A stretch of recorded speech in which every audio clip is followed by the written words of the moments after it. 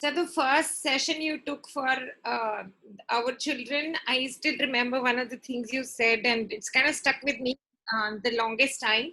That बस अब आप ये कर लोगे तो बस लाइफ सेट हो जाएगी, बस अब आप ये कर लोगे तो लाइफ सेट हो जाएगी. And you were so right. मतलब हम सोचते सोचते 45 हो गए और अभी तक लाइफ नहीं सेट हो रही है. और आप बच्चों को बोल भी नहीं पा रहे हैं. JV sir, how are you? Hi, good afternoon, sir. Good afternoon. JV, all good. Hi, good afternoon, sir. Davinder here. Hi, Davinder. Good evening, JB sir. Ritika here. Very good afternoon, Ritika ma'am. How are you doing? Very well, thank you, sir. I hope you're okay too. I am fine. Life आपकी set है. आप ऐसे क्यों कह रहे हो कि हो जाएगी? Life is already set for you. I just wanted to hear someone say that. That's all.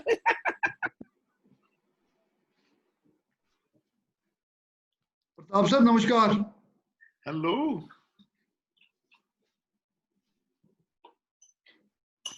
So everyone, hello, this is Harit. Should we begin if everybody is here? Yes. Okay, DP, if the first participant is in as well, I'll just have a very quick summary of what we have been doing. I'll just take 2 minutes or 3 minutes at the max. Sure. So in the meantime, I think we can get the first participant, Vipul Agarwal, ready. Yes. So I have Vipul promoted as a panelist now. So Vipul can share his screen once you're finished with yours.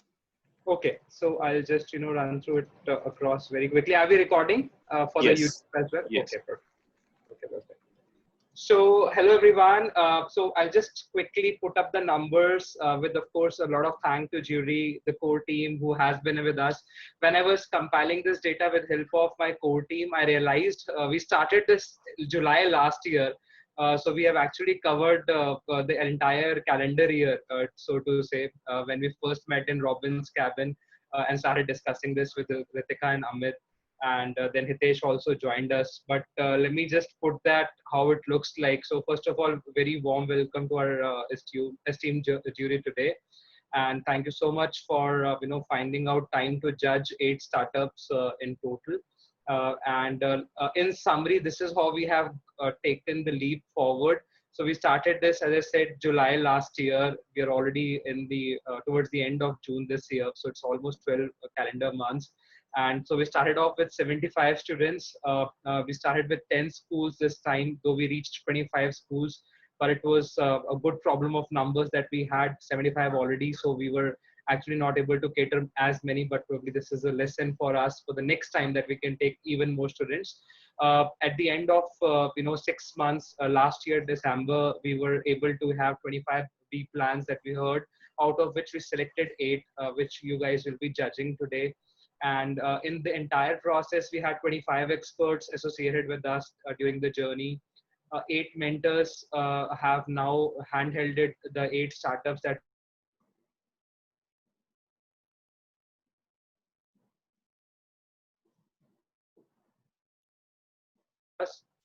Mr. Sandeep, Mr. Munish, Mr. Joseph, Puneet sir, Amit Chuk sir, Ashuji, Surenderji, Abhay, Goyal. So all of you, thanks a lot for helping us in the last leg of the Chandigarh Finale program.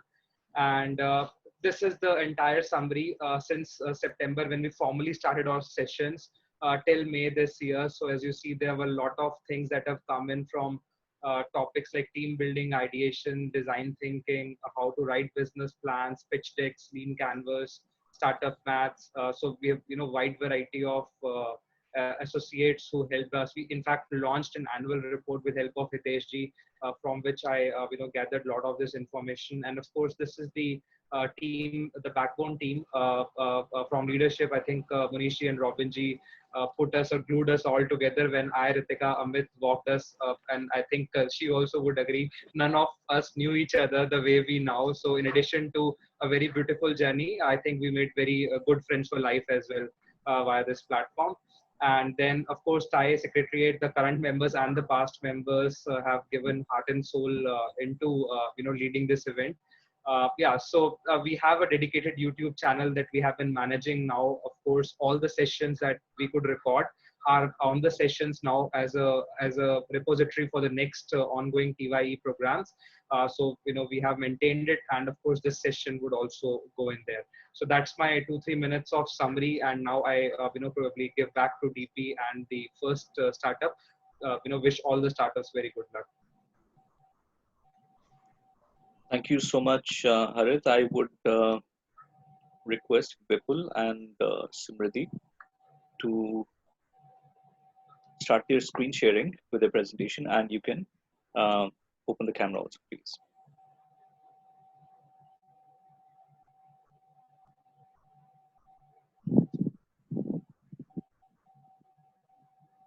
Am I audible? Yes. Okay. Good morning, judges, Mr. Jain, Mr. Agarwal, and Mr. Singh. I am Samriddhi Vora, the co-founder of TechCurrent, and along with me here is our founder, Vipul Agarwal. Vipul cannot share his screen because his laptop does not has a webcam, and this is exactly what is our problem situation. So about a few months ago, I had this MUN, an international competition for which I needed a laptop for 3 days. I did not have a laptop, nor would my parents buy me a new laptop for just 3 days. I was stuck up in this situation, and that's when Vipul came up with this amazing idea. We will create a platform where we connect people who would want to rent out their electronics with the people who need electronics. Guys, I'm sorry I'm interrupting. I still cannot see the screen. It's just blank. I think JB Singh has... It's blank now. Okay. If one day your laptop stops working, what would you do? Just go to TechCurrent. If you can't afford a camera, we've got something for you. If you want to attend online school but don't have a phone, rent from TechCurrent. Hosting a party but don't have speakers? That's where our painkiller, TechCurrent, comes in. TechCurrent, technology next door. This is our symbol which we would use for advertisement and marketing. So the red part symbolizes location and depth, how we're always around you. And the blue line symbolizes the connection we built between our customers. Next, coming to our value proposition. There are always two kinds of people, the ones who have excess resources and the ones who are in need of those resources. So what TechCurrent does is we connect the people who would like to rent out their electronics with the ones who are in need of electronics. And thus, I believe that TechCurrent becomes a viable startup idea. Okay, so this is a screenshot of a WhatsApp conversation. So we all know that it's due to COVID-19, we are having lockdown and there's no school or tuitions and everything is on online, mostly on Zoom app. So this part particularly, so the teacher, we all are having online schools, but this is the reality of online schools. So the teacher has a long list of students who did not attend their online classes. And then the parents are telling that how due to unavailability of mobile phones, their children could not attend these online classes. So what do we do? Just sit down at home? Or we could rent electronics from TechCurrent. Our main aim is the middle class because they are the most important sector of the society and want easy accessibility to technology, and as well as the lower middle class. So our main customer base here is shown. And for the next 6 months, we'll be targeting just the Tri-City, and then we'll move on to the metro cities like Delhi, Bangalore, and Mumbai. And most people interested in our startups are between the ages of 18 to 26. So therefore, they would be our most of the target audience. So they will be our most important target audience. This is shown by conducting a survey. So through the same survey, we found out that most people would like to rent electronics whenever needed rather than buying them. And almost 60% of the people would like to rent their excess electronics if they're assured good conditions for their device. So now I will show you a basic prototype for the device. Here it is super simple. Just you have to first log in to your device, then you can come up with all the types of electronics that we are here renting. So like today, I want a laptop. Just click on the laptop. I can filter the laptops according to my needs. through brand and other configurations. So once you are done filtering, you can choose choose many of the laptops that you need. You can save them in your wish list just by pressing the star. And once you come up with the decision, just click on the product. Excuse me, I'm sorry, Vipul, but your screen sharing is not working. We cannot see Figma. Oh, Please excuse us, judges. Don't worry. We'll just do it in a moment. Yes, it's visible now. let me start again. Here, you just have to log in, and here all the types of electronics come up. And in these type of today I need a laptop. I just press on the laptop, and I can filter the laptops according to my needs. Once I choose many laptops in my wish list, I can proceed by finding the one I need.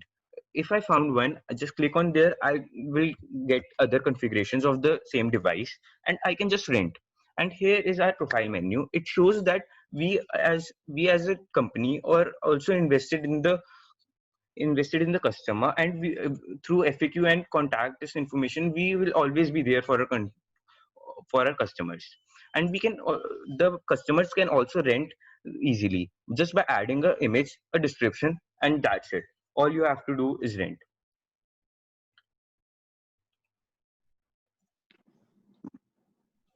Now for the next slide. So the products which we are aiming at are cameras, laptops, speakers, PlayStations and Xboxes, table fans and coolers, paint compressors, phones, projectors, and even bigger electronics like microwaves, fridges, televisions, and washing machines. Let me explain our business model with you with an example. If you want to rent a laptop worth 20,000, you could pay the rent in two ways. Either you can opt for paying a fixed price of 2.5% for the market value, that is 500 rupees, for the first 3 days, with an addition of 0.5% for each passing day, that's rupees 100. Or you can pay a monthly rent of 10% of the market value, 2,000 per month. And both the above structure include a refundable security of 20%, that is 4,000 rupees, as in the above example. It's very simple.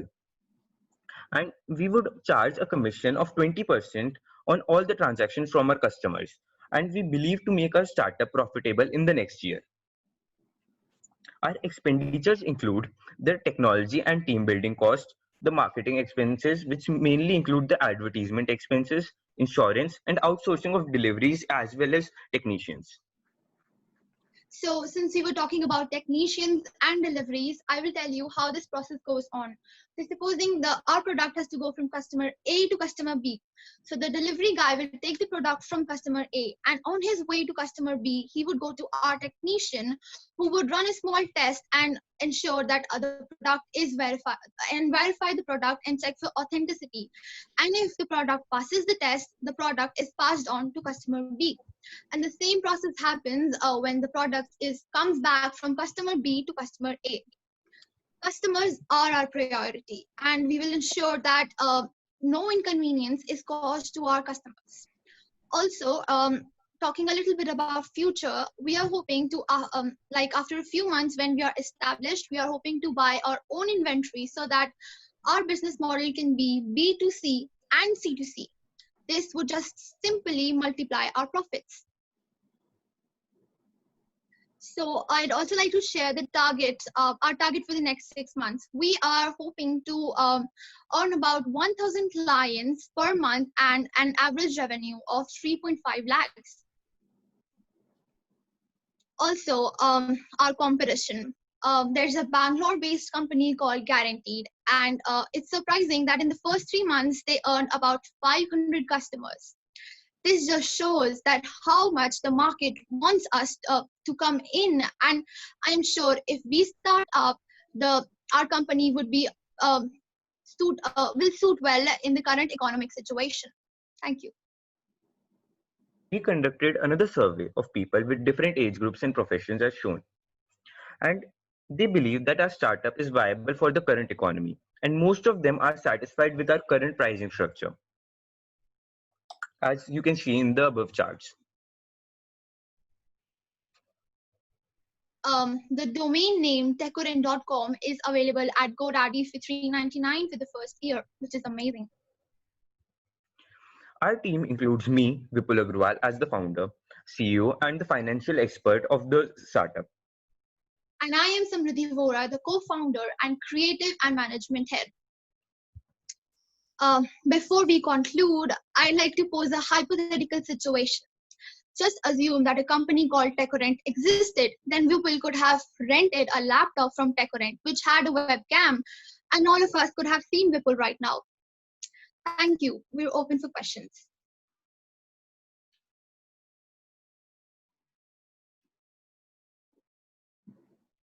JBG, do you want to go first? You go ahead, sir. Okay, no, so tell me, how are you going to fund this venture? Samriddhi or Vipul, anyone can take this, or Vipul, CFO, so maybe you can respond. Sir, we are with our private funds, and we think in. And how much money would you need? So approximately 20 to 25 lakhs for the start. Okay. What is your vision for scaling the business? So as told by Samriddhi, that we would also make it as a B2C system by buying our own inventory, our own laptops and our own electronics as a whole. I would strongly suggest don't do that, because the electronics, especially laptop, etc., they get obsolete very fast. You will end up having the old inventory after 6 months. Yes, sir. I'll look into it. How about the liability? I mean, when somebody rents the equipment, who is liable for if it goes wrong? Because electronics is very common it goes wrong many times. So as told, we'll hire technicians that will look into that which party has disturbed the electronics. Is it going to be pick and drop facility, or you will deliver and pick up? We will deliver and pick up. That will add to your lead time, because then requirements come and you need. What is your lead time to close the query? Somebody wants a laptop. Sir, we'll hire outsources. Many outsources that can do it as they go on. What will be your lead time to deliver? 1 hour, 2 hours, 4 hours, next day? What is your? That depends on. Sir, we'll try to deliver within the 3 to 4 hours. Don't you think a student who is sitting at home, whose mother has gone to office, will need in next 1 hour because he has to attend a class? Excuse me, sir, I'd like to answer that. In the beginning, we're just focusing on the Tri-City area, and in Tri-City area, we can achieve the 1 hour target which you're talking about, because the roads are clean, and we can just, the 1 hour target is very easy for us if we're just doing it in the Tri-City. So that would not be an issue for us. Harit, who are their mentors? Amit, sir. Sir, Amit Singla. Okay. Thank you from my side. Okay. I have one more question. How many customers you surveyed? I couldn't get the number. I saw the percentages flashing right in the first or second slide. How many people were surveyed when you talk about age groups and others? This is a second. We showed our startups to 25 people and we surveyed them. And before the startup, we surveyed the people if they like the idea or not of almost 50 people. Thank you. Anything that you found in this survey that was surprising, not what you were expecting? Anything that made you change your plan? So that B2C model also was because of the surveys, because many of the customers were saying that quality issues would still be there. Sorry, what were they saying that? Quality issues would still be there, damaging of them. Okay, that's it for me as well. So thank you so much. I think, jury, are we done with the questions? Should we call in the next startup? Yeah, give us a minute to fill up the sheet. Give us a minute before to you call it. Sure, Yeah. absolutely. Thank you.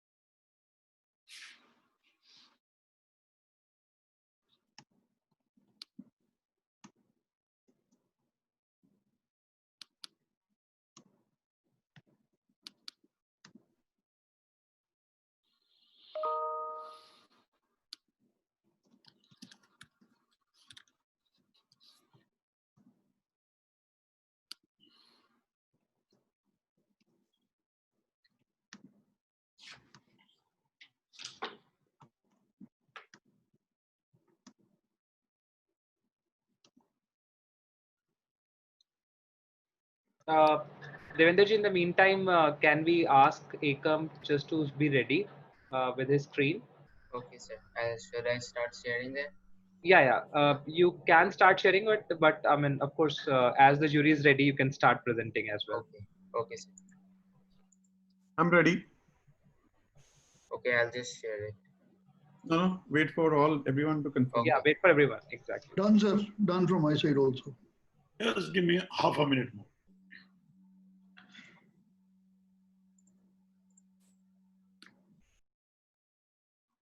I think with the first presentation that we saw, the way they started as school kids year back, and the way I'm sure they have reached right now, to me, it's really a motivational factor. I'm sure other startups are equally good, but let's see. Okay, I'm ready. Okay. Good Okay, to go. I'll just start sharing then. So is my screen visible to everyone? Yes. Yes. Okay, I'll begin. Do you think it's possible for someone without any agricultural knowledge and without owning any land, infrastructure, and equipment could grow his own customized produce on the click of a button? Well, welcome to the world of pin farms, personalized in-store farms, where we provide farming as a service. It's a place where anyone can become a farmer and grow their own taste. Let's travel back in time when I was in third grade. My family moved to the US. Over there, I had the opportunity to taste the delicious, world famous Californian strawberries. But when we moved back to India in eighth grade, I couldn't find that taste in the strawberries here. I always wanted to cherish that taste again. So I researched and I came across the concept of vertical farming and CEA technology, based on which I did a science project. This is a model I made in 2018. Now, 2 years later, TiE Chandigarh's workshop has enabled me to come up with the startup Pin Farms.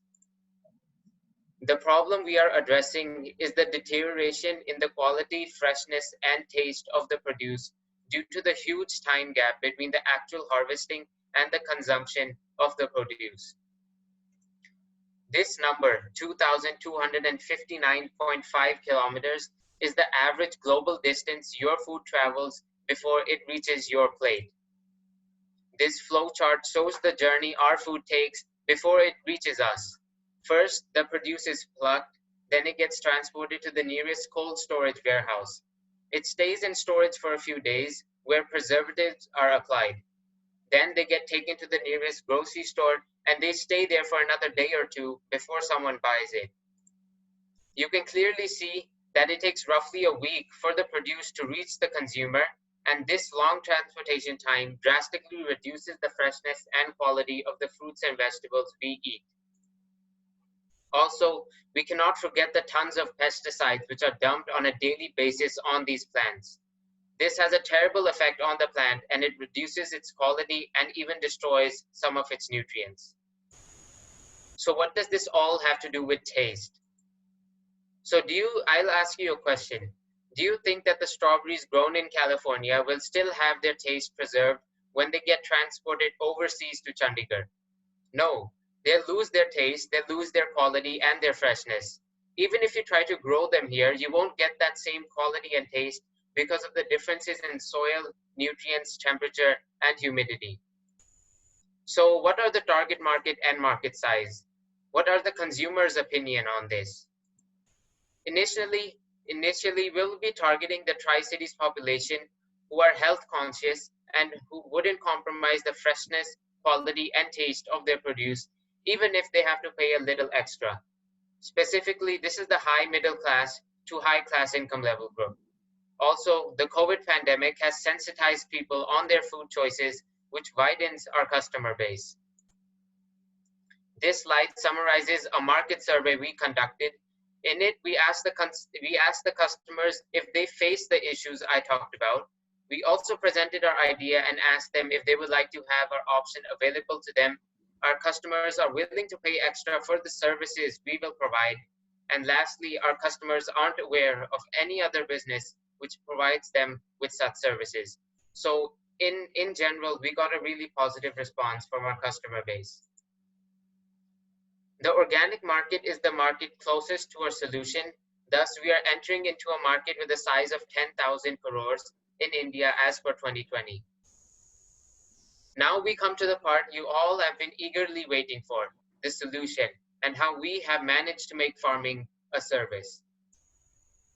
First, let's compare the numbers.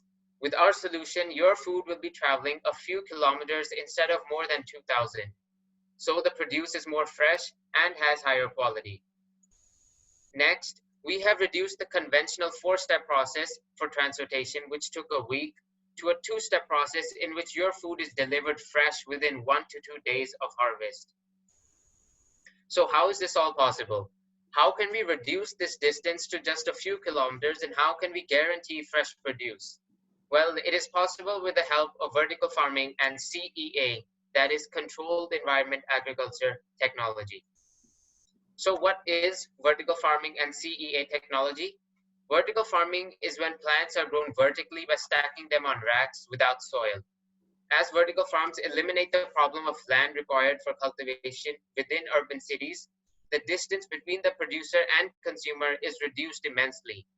CEA technology solves the problem of taste by allowing to change the environmental factors such as temperature, humidity, nutrients, etc., which changes basically the taste of the produce. So basically, we can simulate the environment of any place, anywhere, which can get us fresh international tastes locally. We are combining vertical farms and CEA technology to provide fresh, customizable produce to consumers. This slide shows the picture of a typical commercial vertical farm. And this slide shows the picture of a food computer, which was developed by MIT in the USA, which has CEA technology enabled in it. So far we have talked about the technology and how it increases the freshness of the produce and how it can change its taste. Now we will look at connecting the consumer and the producer. This is where our mobile application comes into play. The first procedure shows a customer using our mobile application to order his customized produce. This order is received by our Pin Farms warehouse and we start growing it. When the produce is ready, we deliver the fresh produce. An alternative second procedure occurs when an order is received by an individual producer who is registered with Pin Farms. He grows the produce instead. Here are some of the salient features of our application. Firstly, the app can be used by both the consumer and the producer, but both of them will have different interfaces. Secondly, the consumer has two options, either to order his own customizable produce or to order readily available produce. Lastly, to increase the trust between the producer and consumer, we have added a 24/7 live camera feed of their produce. This slide shows a few of the screens of the prototype app we have created. As you can see inside, one of the screens shows the 24/7 tracker. One of the screens shows the customization screen in which the consumer, he can say that, okay, I want a taste of, like, let's say Italy, so then we can grow produce which tastes like if it had been grown in Italy. All the top slides are for the consumer and all the bottom ones are for the producer. So as you can see, there are different interfaces for both of them. We are following both a B2C and a B2B business model. First, we'll cover all the revenue coming in from the B2C channel. The first revenue stream is from the customizable orders. The second one is from the readily available purchases. And the last one is from monthly subscriptions of the consumers who like our service and they want some special offers, discounts, and incentives. Also, to the monthly subscribers, we can give free delivery and also preference over some fruits and vegetables. Now let's look at the revenue coming in from the B2B channel. Apart from selling our produce directly to the consumers, we can sell our produce to other businesses like grocery stores, restaurants, and health-conscious manufacturers like milkshakes or smoothies. To make our service accessible to everyone, we will have individual producers who will purchase equipment from us and they can set up their own miniature vertical farm. Last but not the least, we have our finances and future projections. Kicking it off with the main cost breakdown, 9.3 lakhs is our initial setup cost for starting in the Tri-City. 3.2 lakhs is our monthly running cost, out of which 2.55 lakhs are the miscellaneous costs, which include the salaries, electricity, and water bills, while the rest is rent. Now, moving on to the team structure for our startup, we will have me as the CEO, a marketing officer, a technician, and 3 operators. All of us are going to be salesmen who will help publicize our service as well. This slide shows our short-term projections for 1.5 years after starting in the Tri-City. The initial setup cost is really high, as it is always in for vertical farming. However, it is quickly caught up by the sales due to the high demand. The pie chart on the right roughly estimates the ratio of B2C and B2B revenue channels contributing to our sales. In the future, we would like to add 4 things. The customer should be able to personalize the level of nutrients in their produce as per their specific needs, such as a potassium-rich food for a patient of high blood pressure and iron-rich food for a pregnant woman, etc. This was suggested by the founder of PinFresh, Mr. Sombir Singh, which is one of the largest vertical farming equipment provider in India. Secondly, we will expand our business to other metropolitan cities such as Delhi and Mumbai. Next, we'll automate this process using AI and robotics, and also by using chatbots. Senior citizens will find WhatsApp chatbot easier to use than using an application. Robotics will also make our process a zero human touch process. Lastly, the producers who don't have enough space and funds to purchase equipment will be able to rent racks in our warehouse, and by sitting at the comfort of their home, they can run their own business. Ekam, we are running out of time. Could you please wrap up very quickly now? So then this slide shows where would we be as a business in the next 5 years. The graph on the left shows our expenditure and sales after implementing all of our scale-up measures, and the right one shows a profit breakdown. These are screenshots of the spreadsheets in which I made all my financial calculations. And also we plan to use solar panels to cut down our monthly electricity costs from 7 lakhs to only 25,000 per month. So 3.9 crores is our estimated profit after 5 years. This is our current need, approximately 50 lakhs. Your investment will grow by 8 times in the next 5 years. And this is the equity we are willing to lend for your kind investment. So are you ready to grow your own taste? I am Ekam Singh, the founder and CEO of Pin Farms, mentored by Surinder Vikram. Yes, so I'm done and I'll be open for questions. Hi, Ikram, this is Samir. You haven't mentioned about any partners. Did you have a partner or are you an individual here? Yeah, I am individual. I don't have any team members as of now. Okay. Second question is, so you talked about personalization, right? You said that based on your tastes, you could develop or you could grow the produce. So give me an example of the personalization that you have in mind. I heard about the latest.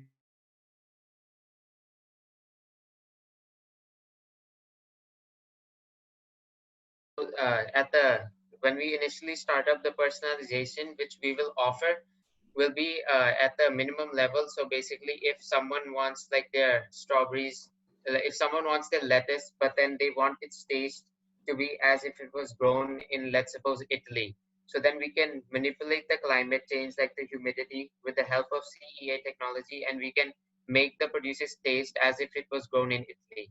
Because right now in the current world, if I would like to order lettuce which is grown in Italy, it would take so long for it to basically get transported to India, and all of its taste and quality would be gone. So this is what we're offering to get basically local and fresh international tastes. And do you think that is a problem? People want to buy something that tastes as it tastes in Italy? Yeah, so then in the market survey, we had a question like, would the people like to have international taste, local and fresh, like if they have traveled to other nations? So in the market survey, we only did the survey with our with the high class of the Tri-City. So then they said that yes, they have traveled to other countries and they would like to have the taste of the food they ate there, like the produce they ate there. They would like to have that taste local and fresh. Almost 80 or 90% of the people said yes and they would like it. I could show you this slide if you want me to. No, I remember that slide. So uh, in terms of how much they cost in India, I understand they aren't fresh, but let's say you were importing lemon from Italy, for example, and those special lemon that they do there, and you're saying that you would be able to grow them here. What's the price differential between the two, if at all you will be able to grow those lemons here as well? So what do you think? Your voice got cut in the middle. Can you please repeat? Yeah, sure. So I'm saying what is the price differential between what you can get those lemons for in India versus how much it will cost for you to grow them?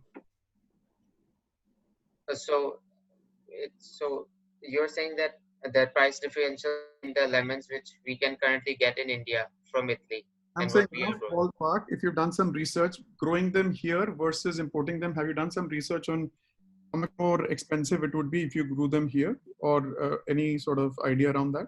Yeah, so then in my spreadsheet, like when I was doing the finances, I capped the price mainly at around 120 or 125 rupees, but I haven't made the comparison as of now. So 120, 125 rupees what? 120 or 125 rupees per kg of lemons.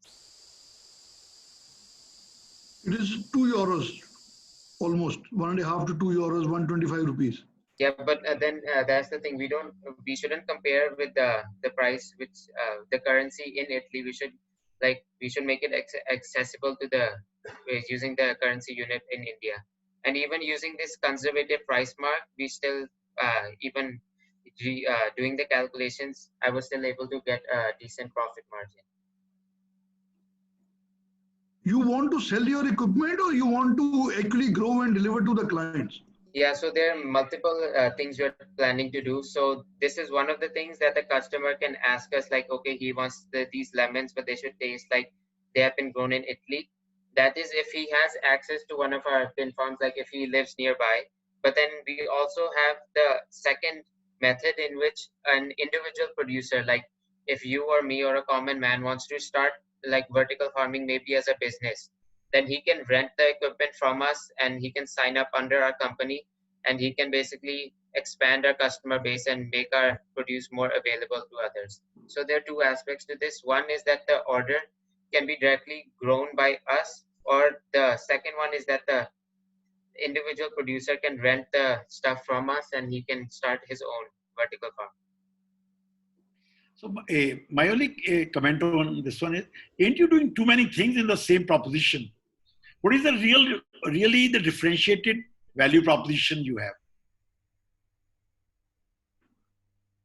So what's the differentiated? So the value proposition, what we are basically giving is like, even in India, even if I would like to even if I get the strawberries or even if I get the potatoes from my ordinary sabji mandi, then it's still going to be, it's not, everyone knows that it's not fresh. Like everyone knows that they're eating mainly produce which is at least a week old and it doesn't have the quality. So firstly, we are providing fresh produce, natural produce, which is 100% organic. And then we're also adding customizations which the consumer can make. Like he can customize his produce for his own taste, so that he's basically becoming his own farmer, in a way you can say. And how you plan to pay for CA technology? So far, as a initial startup phase, we will be using so there are many basically steps to CEA technology. There's the really high-tech advanced one built by MIT, and then there's also the low-cost options.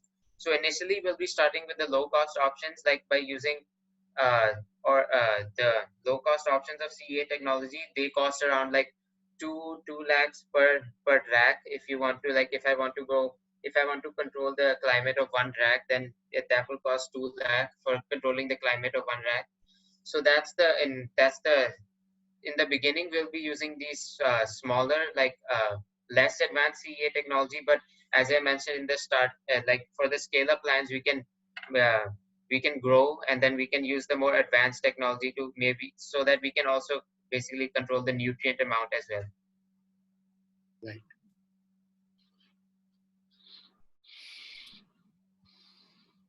Okay, no more questions from me. Thank you, Ekam. Okay. Thank you. Thank you. All right. So as you guys take a minute to fill up the form, maybe we can have the third presenter ready in the meantime, please. Yes, sure. Samir? Yeah. JB? Yeah. Yes, sir. Yeah. Please carry on. The scorecard copy which you have, is it editable easily? I found it a little difficult, and I don't know. Maybe I have printed them, Pratap, old fashioned. Okay. So I have taken printouts, 5 plus 3, 8 printouts with me. Okay. Yeah, I was trying to do it on the screen, but that's would happen. That's fine.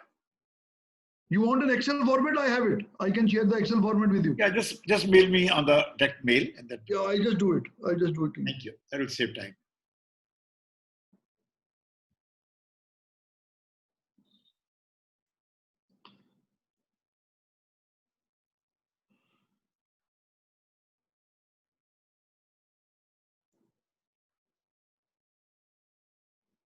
In the meantime, Mr. Can you share your screen and you can begin once all the juries are ready? One second.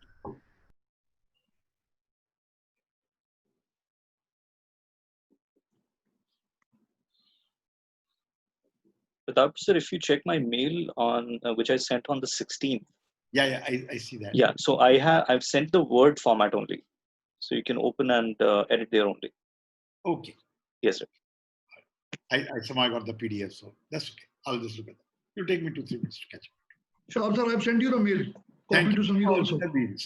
Sorry about that. That's all right. Thank you, JB.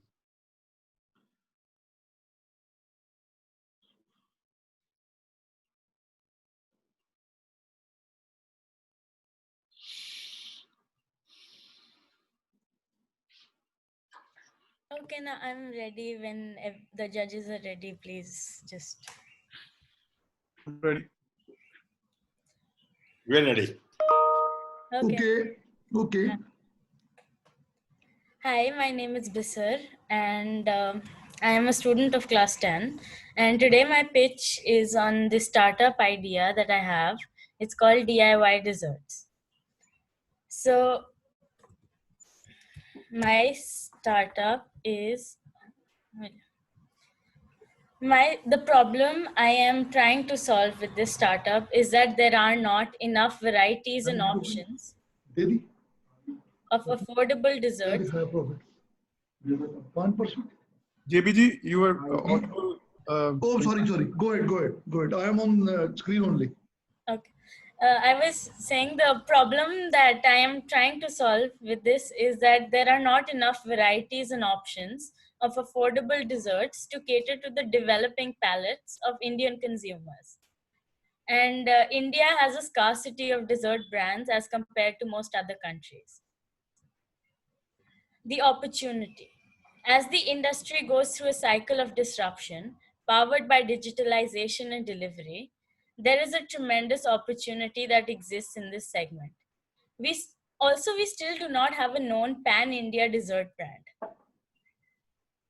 The solution I'm offering. My MVP is a website that for a testing period is offering 5 personalized desserts. For now, it only requires a home kitchen.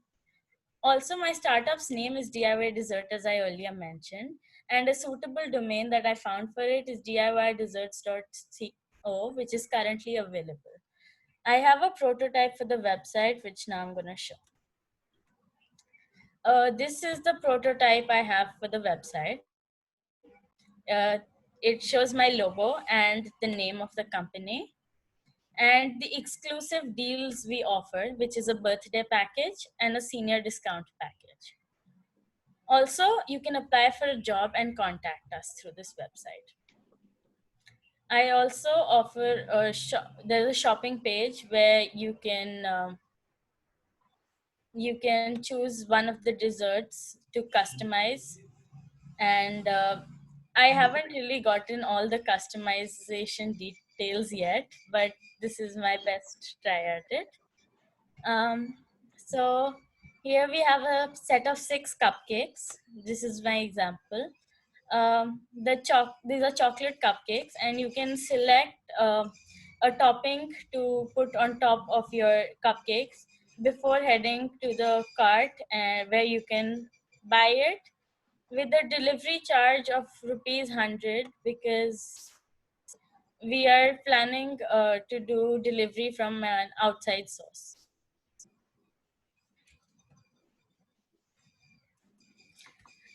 Next is our services. What do we offer in this brand that makes us different from others? We offer personalized desserts. That is, your dessert can be personalized for you to your preferred flavors, decoration, packaging, and delivery. Availability.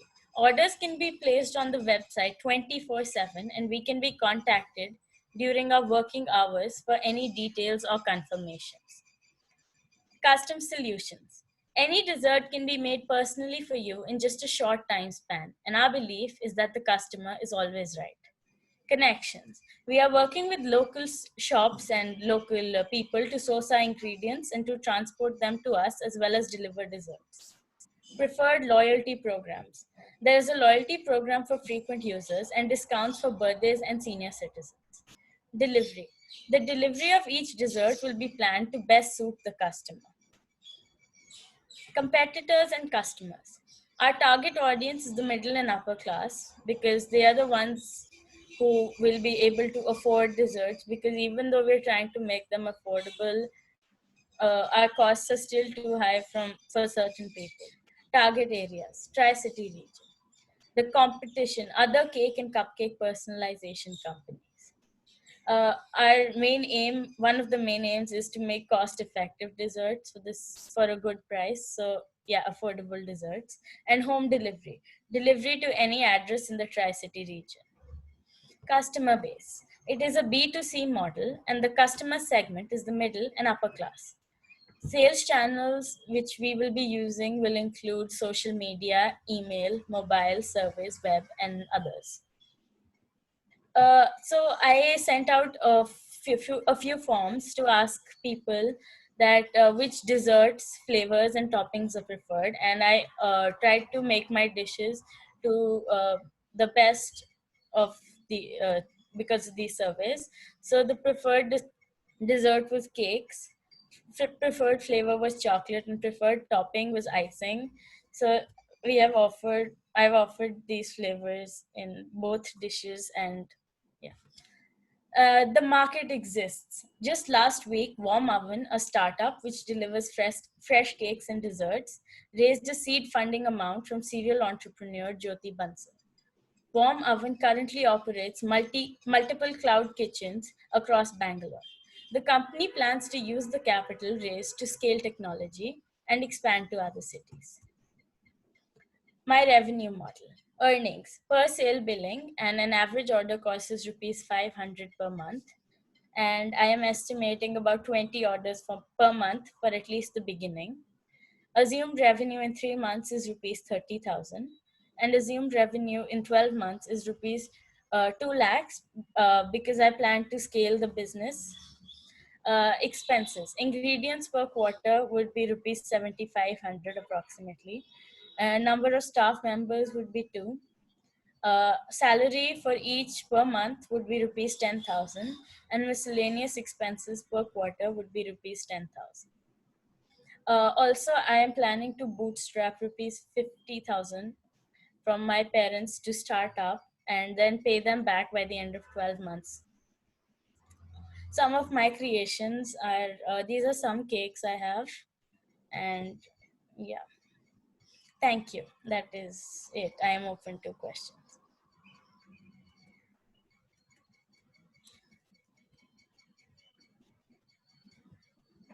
The bootstrap amount is too low from your parents. No, actually, I ran the numbers, and with 50,000, I can buy. I have basic equipment, and I have my home kitchen, because I like doing my baking myself at home. So with that, I ran the numbers and I've been able to balance out the expenses and income for the first year at least. How will the deliveries take place? Because this needs Yeah, specialized air-conditioned vehicles to deliver. No? So right now it is for the Tri-City, and I am planning on using my family's vehicles at least for the first year. And that is why I have hired two people. One will help me in the kitchen and the other is to help with the deliveries. How will you scale up? This will, like, you Uh, won't. yeah, it's a big thing, but at least at first I am only planning to scale up in the Tri-City region, probably by hiring more people and having more people help me. I'm really not sure if I want to scale up around the country or stay inside the Tri-City. It is a one city plan, huh? It cannot go beyond one city. Yeah, it's right now this plan is for one city. Right. Any other questions? Yes, sorry, I was on mute. Give me an example of some other desserts that you could make. I mean, cakes, I understand, but how would you personalize? Because personalize is a big thing according to your plan. Give me an example of some other things that you I can make tiramisus, mousses, and pies, tarts. I can make chocolates. So each dessert has specific flavors they can work with or they cannot work with.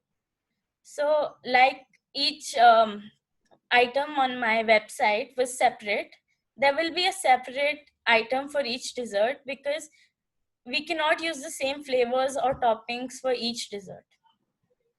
And in your survey, do you find a lot of people interested in personalizing their these desserts? Yes, to an extent. I had about 80 submissions into my surveys and survey. I have sent it around to my family, extended family, and some friends, and further on. And your differentiation from some of the other competition, like you said, is going to be that you personalize more than others. Personalize and deliver, because in these times, in the COVID times, people prefer delivery rather than walk-in, because because it's a home kitchen, we can ensure hygiene and safe kitchen and food. Okay. This is one question. How will you manage your inventory of your raw material? Because you don't know what is coming in. Right. So at the minute, because we're only a small business, I'm not expecting too many orders. But if the business continues to grow like I have planned, then we will be hiring maybe two more staff members, one to help with the orders and management, and the other to help with the delivery and everything.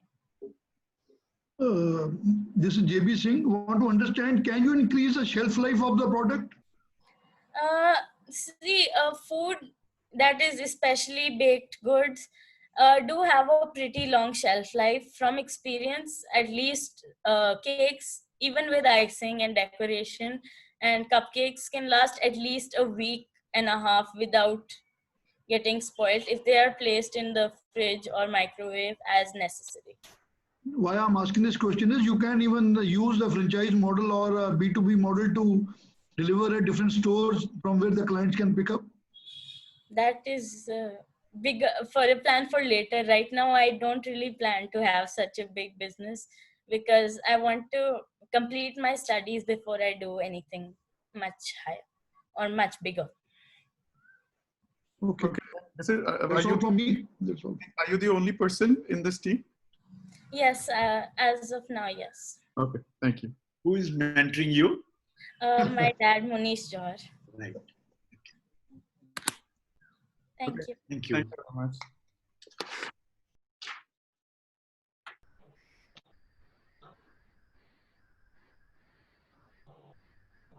All right, so I think since there were 3 sessions today, and we have a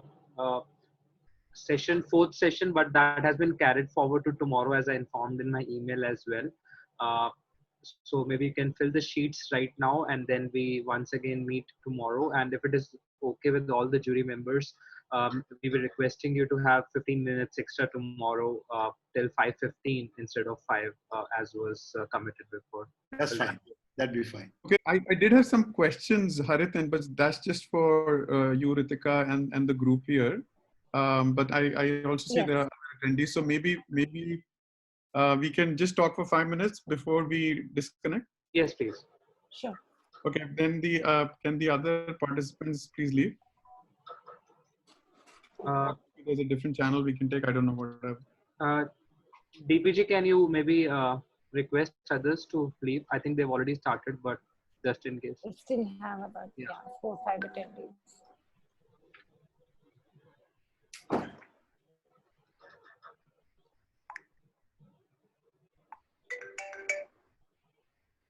I think Ekam Singh and Gagan are left out on the attendees list.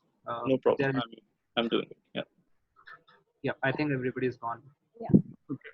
So I have two questions. One was regarding teamwork. I saw 2 teams without any teams. So how do we rate them there? That is my one question. And the other question is that, when you kind of grade each one of them, and there can be disparity in how you're grading as well.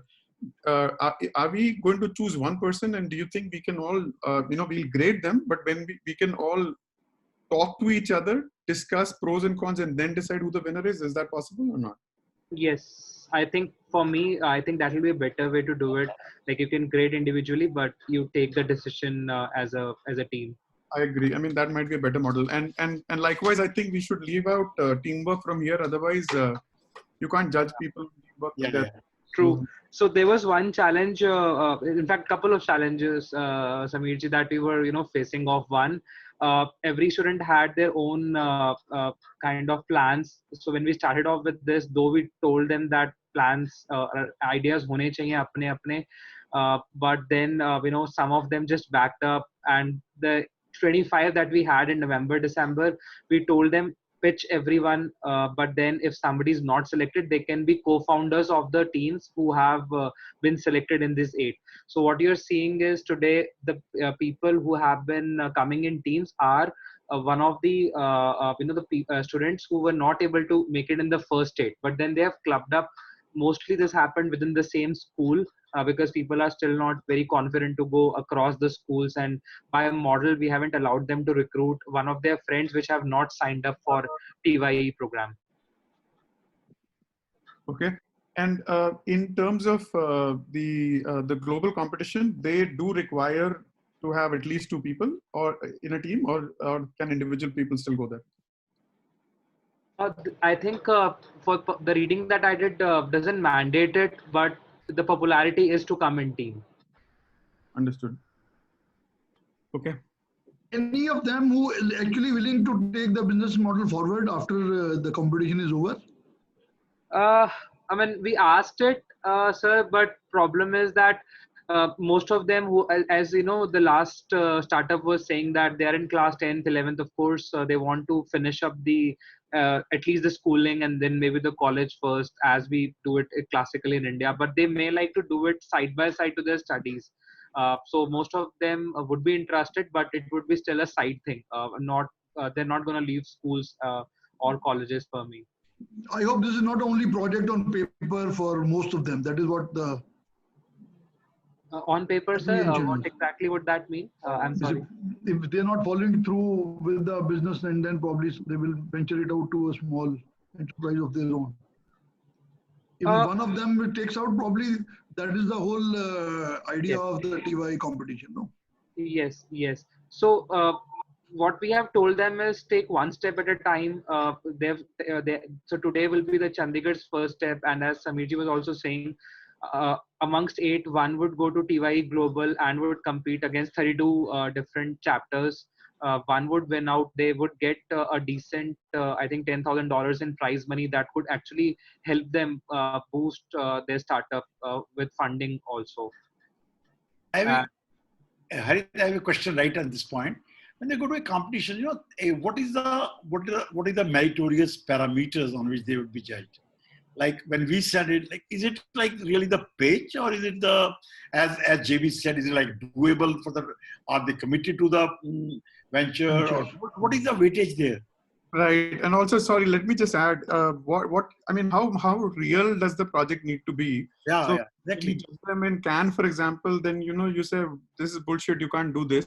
Yeah. Here, you think that they are kids, right? And so how do you judge that? I mean, they have to be treated like any other startup, or also consider that they are kids? So exactly, there's the question. That is the question. Right. So I think we need to, I mean, that's what I and Ritika, and other team members are thinking. We need to give them kind of a benefit of the situation that yes, they are kids and they have to be treated. We cannot, kind of fire or roast them with the actual entrepreneurship question, but they need to live through that journey.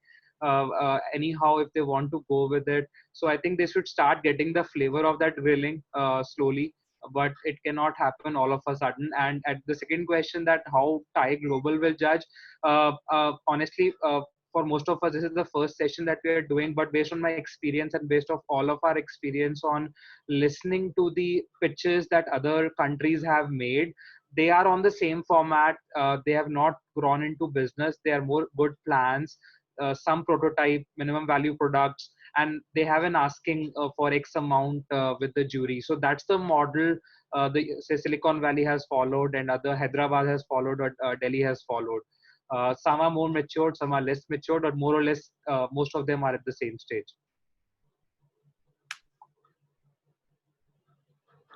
Okay, and one final question I have is, in terms of, let's say tomorrow we decide that, so we'll choose one winner, is it? And that one person will go from China. So it won't be two, just one, correct? We choose three. So TIE Chandigarh will be giving out the first three. The top one goes to the TIE Global, and he has to record within a week's time. The pitch and the recording needs to be sent to US. Okay, and so will there be additional mentoring from now some senior people within TIE to these people? And so, for example, there are gaps, and we can all talk to that particular person and tell him, which are the areas to improve. But will the team also be mentoring some other people from TIE? Will also be mentoring this person we choose? Absolutely, I think that will be really wonderful, because then we will have one good team out of this 8, and we can give him or give that team more time, more expertise, and of course they can be matured before we do the final recording for US. Because after the recording, the 32, then there will be a one-on-one session there. The jury will be actually asking them to give a mock-ups or show their prototypes and how it is works. So it is going to go more tough. So, but we have a little more time also to do that. Okay, which raises a very important question. So, one of the things that you mentioned here was demonstration, that the team has built a product or service. I saw Bisser create, a model, but all the others did not really have a working product per se. So Ekam actually had some screens, and Samriddhi also had some screens, but apparently only Bisser had something that was working. So in this scenario, do you give them 0 and say, sorry, I mean, you don't have anything working, and I mean, that's you need to build something. I think most of them won't have a working model. They will have prototypes, because that's where I think TYE Chandigarh have taken them into. Post this point, somebody would need to invest, and somebody need to give their own money. So say how to do websites, they need to either hire somebody to do it. So we stopped at a common point wherein we wanted to give them an idea how to make it look like what we have today. And then of course once they are into finals, we can put in money, or we can ask them to put in money to make workable models. Okay, so you're saying that after this 1 week that you have, and if they get chosen for the final round, then they need to have a working product, is it? So that's what I'm saying, Sami. So it's not mandatory, but that's what as a TIE Chandigarh our plan was initially, that जो एक रह जाएंगे उन पे we can spend in more time and investment and money to make them globally more compatible. But तुम्हारे पास तो अभी एक ही हफ्ता है ना, तो एक हफ्ते में क्या करोगे? एक हफ्ते में हमें सिर्फ पिच भेजना है, उसके बाद there is a schedule till July end जहाँ पे वो बात करने वाले हैं on the demos and how to run the demos. So I'll probably paste you all three of you the schedule. Understood.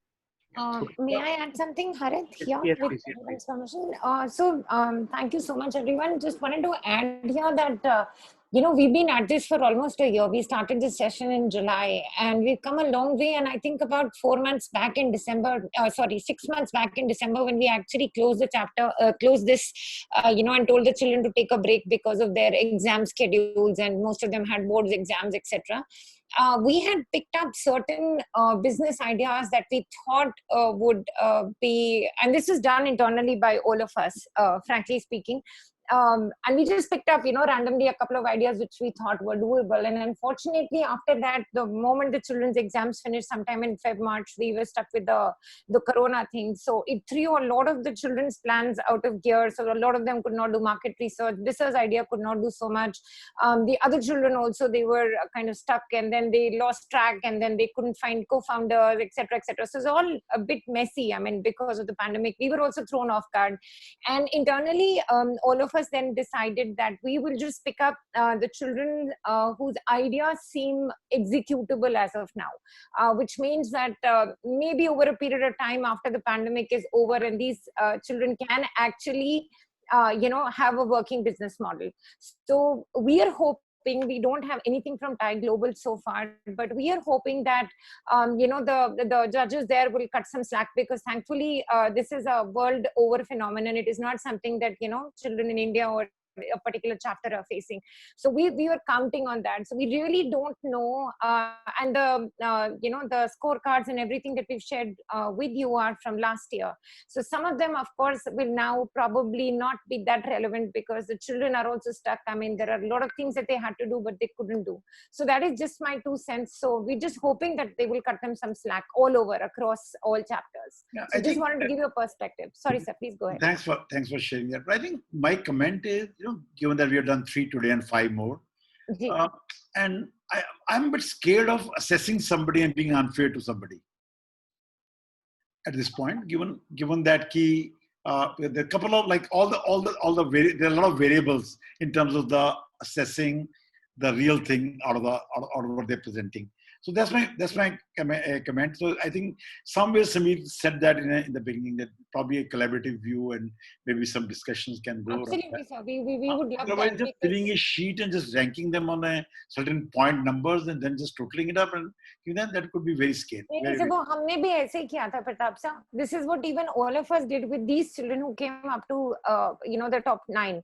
We did the same thing. We did have our sheets open in front, but there was something that we discussed internally and realized, because sometimes you're not able to do justice. I completely understand, because Harit, I, Amit, Hitesh ji, we've all been through the same process, because we had our sheets open, but at the end it was just how great the idea looked, and we necessarily didn't have a lot of boxes ticked, and that could also be a lot of ignorance and inexperience at our part. You all are of course very senior, but just saying that I think it'll be great that all 3 of you can discuss internally, maybe just put random numbers or whatever, put a tick or whatever that you feel comfortable, because this is going to be shared internally. These scorecards are not going anywhere outside.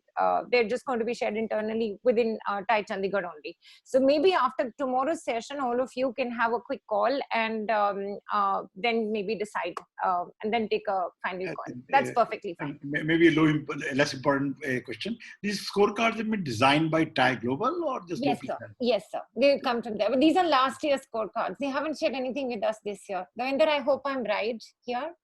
So the format somewhat remains the same, and that's the reason why we have kept the scorecard, that the scoring methodology would somewhat remain the same. The only drawback this year would be that all of the sessions would be happening virtually than in person. I just want to add that scorecards will be called by them for all the 1 or 2 people who will go to TYE Global. They will ask for the scorecards. For our scorecards? You will need to keep the records ready, boss. No, of course, sir. That will remain with us as a record, and of course, for them it will be a separate scorecard at TYE. Yes, sir. TYE Global will have their own scorecard on the basis of which they will select the children. These sheets which are given to us, they are relevant for our records. Anybody who will qualify for that scorecard will be asked for by the TYE Global. That's what I'm asking. I'm not sure. I think we'll have to check that. That's a very we'll have to check. Yeah, we'll have to check. Let's check it before we commit. ठीक है Sure, sir. I will get back to you on that. That's a very relevant question. Even I don't know the correct answer to that. We need to shed our can hat, Pratap sir and Samir, before we judge them. Ultimately, Yes. they are students, yeah. They are not That's real true. entrepreneurs. That's why I said it's to be very fair to the kids, yeah. Yes, yeah. We have to just motivate them. That's Yeah. what is the. And they have loads of money to win, sir. अगर ये जीत जुत के आते हैं 7 लाख रुपए हमारे बच्चे कमा लेंगे. It will be really nice and of course a proud thing for the chapter as well. But guys, these kids aren't very different from the camp pitches. I mean, They are, some of them Good, are, yeah, they're good. they are good, I would say. yeah, I mean, I have seen pitches in can that are very similar. I mean, I don't think. I mean, they look like kids, Oh, but yeah, some of them are even bad. Some of them are worse than these. even worse. I mean, Yeah. absolutely. Right, you I'm are. going to give Absolutely. everybody, all the core team, a huge pat on the back for at least getting this out of all of you. I'm taking that as a big thing. I wanted Entire to team. tell you. I wanted to tell you. You guys have done a fantastic job. It is. It is. The level of presentation is quite good. Really Definitely. good. So then the mentors need to take a bow for that. This is all the work. Yeah. ऐसी core team बीच में आ रही है, सब mentors का. This is all their credit for sure. For sure. Basic seats तो आप नहीं डाले हैं मैडम, आपने और हरित ने और. Thank you, sir. But the mentors have really, I mean, I've had calls almost every alternate day from one mentor. Ritika, was student is not responding. Please call them up. Somebody is, backing out. There's no zest in them. Then I'll be calling all the bachas saying, please get in touch with your mentors. So the mentors have also chased the students, to be honest. I mean, it's a lot of credit to them as well. But what we need to do as TIE Chandigarh is take an oath or have some sort of a goal that says that in the next 1 to 3 years we must get somebody to win TYE, and for that the entire chapter has to work towards it. Agreed, sir. Absolutely, absolutely. Through the year, I mean, keep Yes. that goal in mind, and through the year we keep working with these kids and ensure that we can get it to that level, because there's no reason why these kids can't win. There's absolutely no reason. All right. Thank you. That's very encouraging. Absolutely. Okay. Thank you, guys.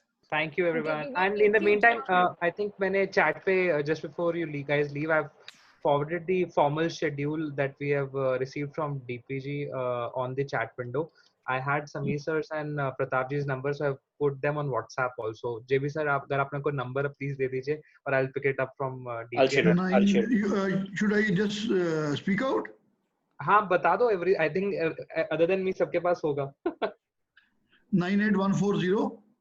हाँ जी. 15702.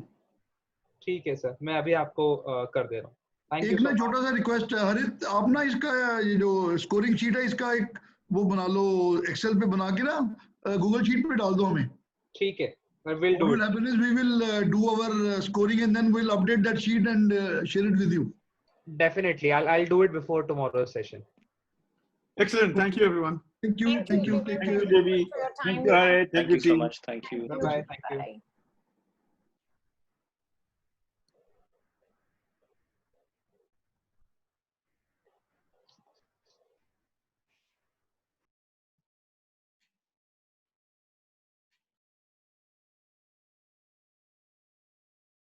My startup Comics 91. So what are we all about? My startup Comics 91 aims at creating a digital and audio avenue for comics, turning unaware visitors into interested prospects using highly engaging content for children and young adults, as well as for people aged between age of 5 to 30, to create a revolution in comic industry in our country. What's the biggest problem in the comic industry of our country, that is India? There is no homegrown alternative to global comic empires like Marvel and DC. Even if there is, they are small and fragmented and lack a rich ecosystem of multiple revenue streams along with the comic industry. Also, the lack of creator rights and exploitation of creators has led to many creators' refusal to work with the corporates and join freelancing. The existing alternative which exists, the biggest comic company in our country is Graphic India, which has tried to lead India's character entertainment revolution by tapping into the mythology and characters of this country. But despite its effort, it has failed to create a mainstream impact across the country. And also, it does not offer creators the right that they are supposed to get, discouraging them to work with them and work as independent creators. How will we go about solving this problem? For consumers, we will aim at creating a website and application to provide content to the consumers at the click of their fingers, and easy purchase of merchandise and other items directly via the manufacturers with our website will help us create a pioneer in comics in our country, and also introducing audio comics in India, which hasn't been done before. For the creators, we will create a pioneer revenue sharing system which will share the revenue between the creator and the company, which is our startup Comics 91. Also, we will also work with merchandisers to help to create different revenue streams for the comics, and thus helping the creator grow their IP. So what is it that differentiates us from the pack? The convenience in reading and experience of hearing and having digital comics in your hand is very unique and will help us stand out in the market.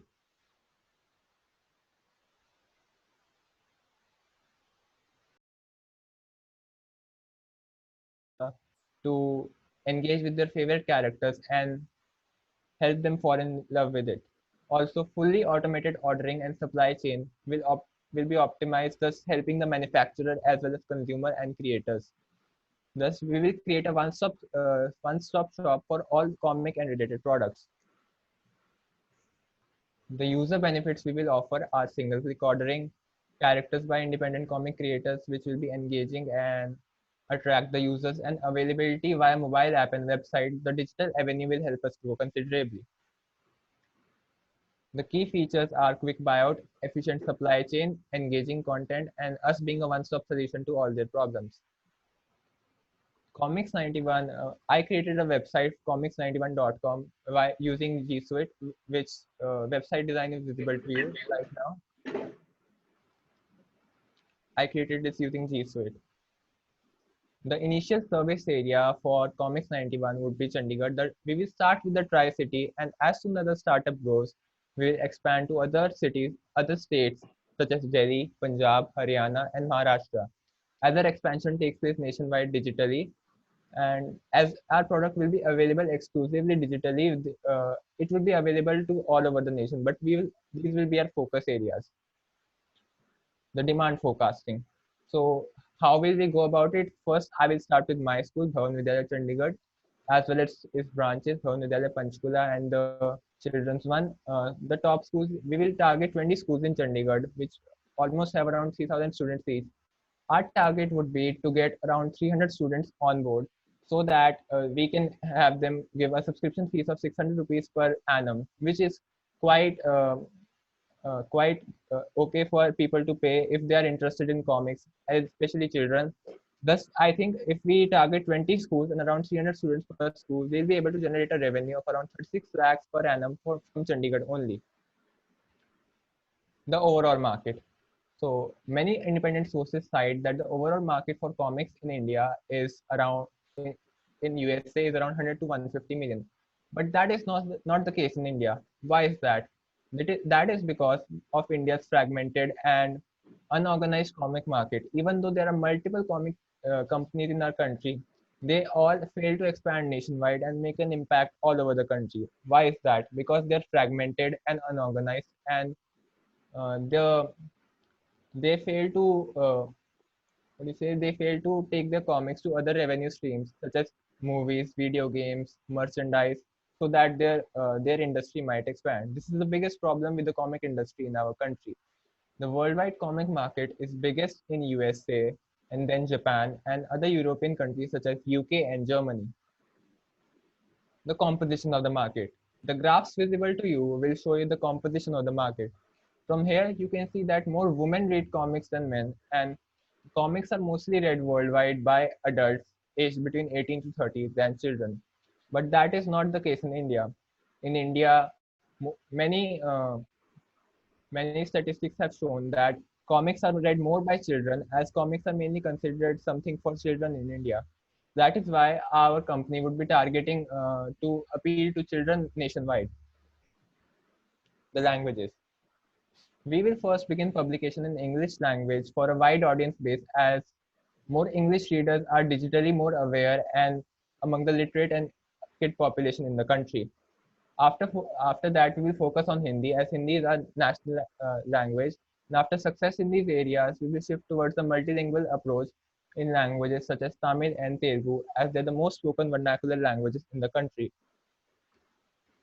The cost structure. Here you can see all the calculations I made related to the cost structure. After this calculation, I have figured out that the total cost for first year for running our business would be around 7,10,000. The selling strategy using a revenue sharing system. Our e-commerce strategy would be to provide content to the creators directly from us to the customer, which will reduce any hurdles by the customers, removing middlemen, and also it would help as it would provide more value for money for the customers. The revenue sharing system would be 70 to 30 for the artist in case artists own the intellectual property. In case we own it, it would be the opposite, 30 to 70. And in case of merchandising, the share would be 70 to 30. And according to who owns the IP, the revenue sharing will be different. The digital market. Comics 91 will focus mainly on appealing on digitally, as digital market has grown quite considerably in the past few years, and in the wake of the pandemic, digital market has become one of the main avenues for business. Comics will be distributed exclusively digitally by our website comics91.com and our app Comics91, which will offer users state-of-the-art UI and an amazing reading journey, which will create a captivating digital journey for them. Our merchandise and other items will be available for purchase via the same website and app. The digital market will be an area for expansion. The marketing strategy. We would use various social media platforms, referral programs, direct mailers, presence in news festivals, schools, and colleges to expand our presence in the market and make the customers know of the services that we are providing them. The progress to date. So what have I done till today? I have created an advisory board consisting of Mr. Sumant Vadera, Mr. Deepak Rajiana, and also Mr. Ajay Sharma. Created a lean canvas detailing all the plans purchased the domain comics91.com and created the website. Created a pirate comic character for the launch of first comic and contacted many artists and creators for the same. After 3 months and all the process will be handled and we will be ready for launch. The management and advisory team. Me, Abhishek Nagpal, I'm studying class 12. I'm in the commerce stream in Bhavan Vidyalaya Chandigarh, and I'm the founder. Mr. Sumant Vadera, Mr. Deepak Rajian, and Mr. Ajay Sharma, they are all in the advisory board. Mr. Sumant Vadera is a famous calligraphist and artist and will be excellent for the audio comics and as well as the art. Mr. Deepak Rajiana is also a graphic artist and will help in the cartoons and also the video production, which he is very experienced in. Mr. Ajay Sharma is the advisor and CEO of he is the CEO of Hattrick IMC, and he's the ex-vice president of McCann Advertising, and he will help in the digital marketing of our platform to take it to the next level. All right, thank you so much. These are my details in case anyone wants to contact me, and the details of my website. Thank you.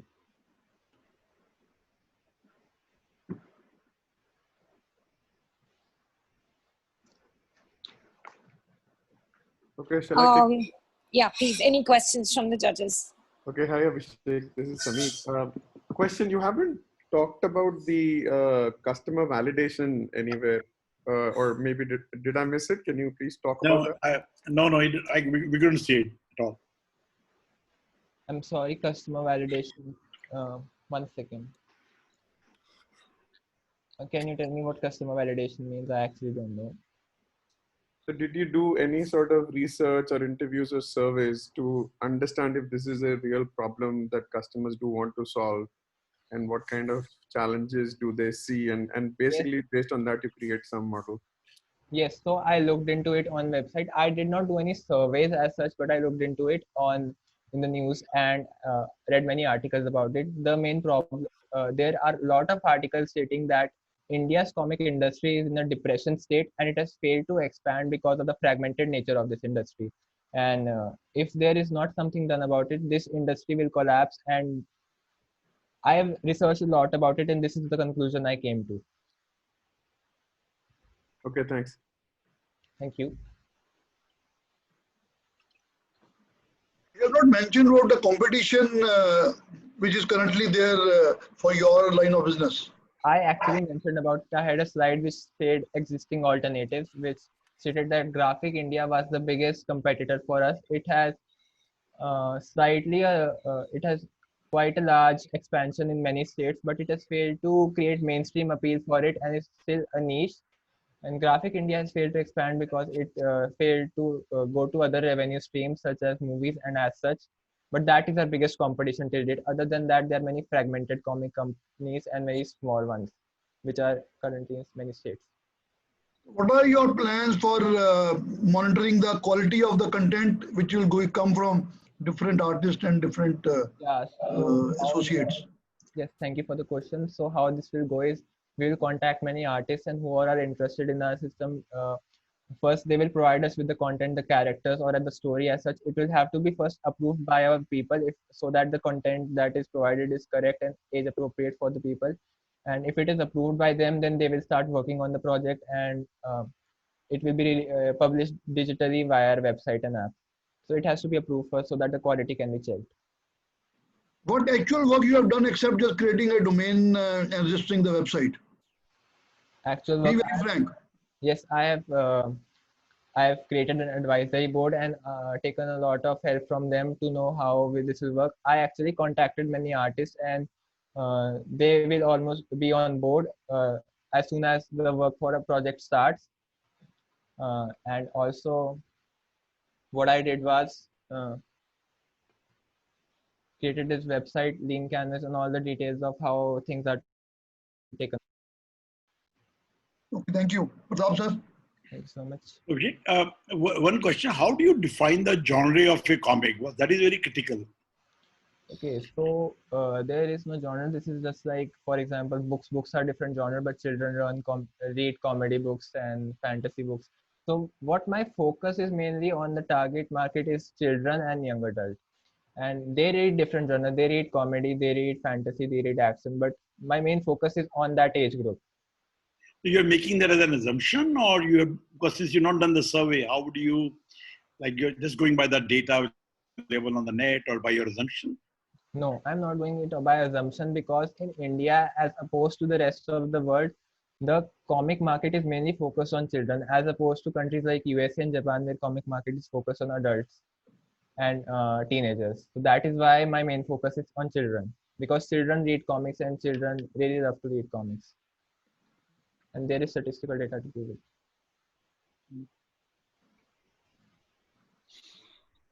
Anybody else? Anybody else you heard about who's doing the same thing in any like in emerging competition or any other website which you've seen which is doing very close to these things? Or who you like to become, maybe in another world, maybe say, oh, US, somebody doing this, or some other country. Anybody whom you think is a role model for your business? Yes, actually, the founder of Graphic India is a role model for me. He was, 1 second, please. My laptop's battery is about to die.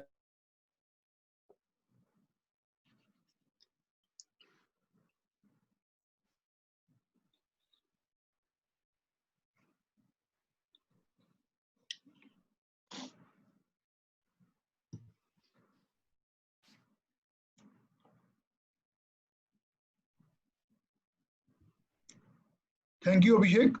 I think we are through with the questions. I'm sorry for that. Give us some time to evaluate and we'll come back to the team. Thank you so much. Thank you, Abhishek. Thank you so much. Thanks, Abhishek. Okay, thank you. Jatinder, who is our next child? Mama, next child is Kaira Mahajan. Kaira has joined, beta? I'm just checking, actually. Sorry, I can check from here. Kaira hasn't joined us yet. Probably she must have joined via some Nidhi Mahajan, I suppose.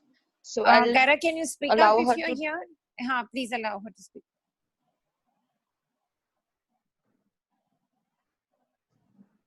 Hello. Hello. Hello. Yeah, I'm Kaira Mahajan. I'm sorry I couldn't change the name. There was some problem. No problem, no problem. Please carry on. All the best. Okay. Just a second.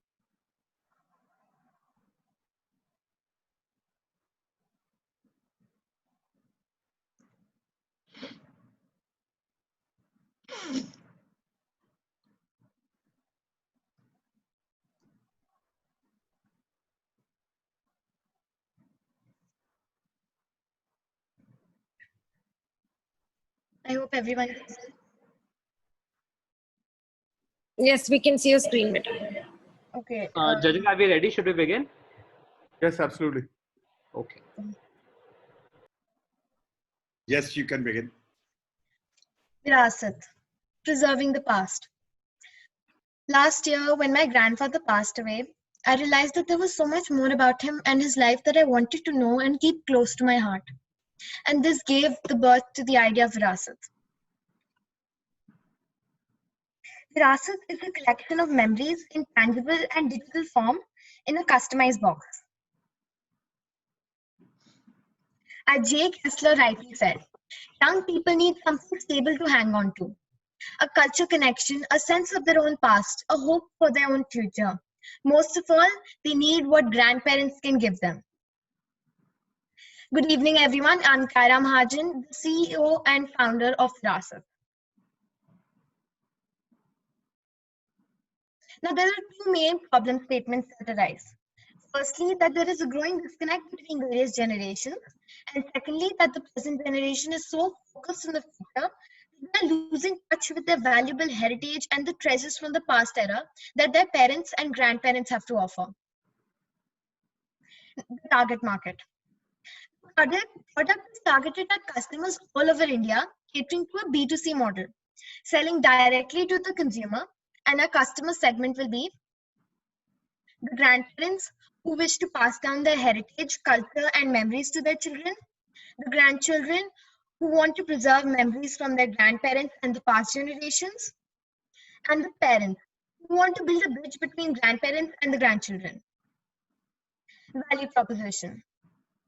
The most valuable gift grandparents can give is family history and a sense of connection to their colorful stories, anecdotes, special recipes, and genealogical records. Virasat aims to bring all of this together in both digital and tangible forms in a customized product. My minimum value product will be a cardboard box called Blessed Box, containing all the digital and tangible assets. Now the customer validation. In order to review Virasat's market acceptance, a survey was conducted and the views of grandparents, grandchildren, as well as the parents were taken into account while developing the product.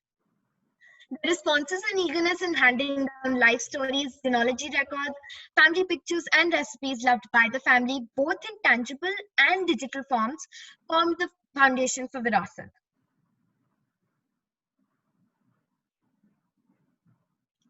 The survey resulted in an overwhelmingly positive response, which showed a high market acceptance. The customers who were surveyed and were very interested in seeing genealogy records, life stories, family pictures, and family recipes in the box. However, the biggest takeaway from the survey was that the customers, especially the parents, were interested in a box with memories of both sets of the grandparents. This sparked the idea of our Twice Blessed box. Now the team structure.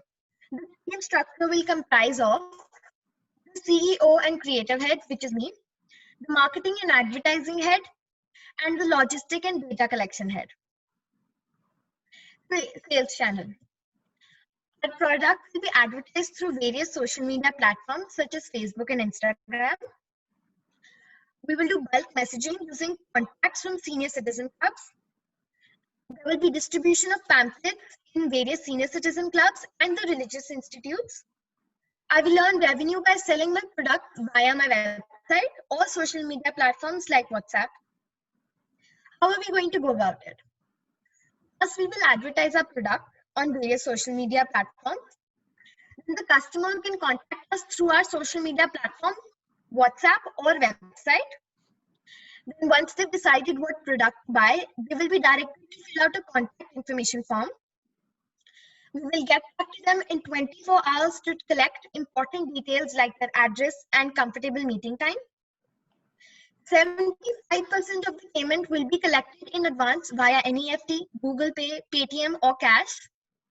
And the data will be collected in 3 to 4 online or live sessions with the client.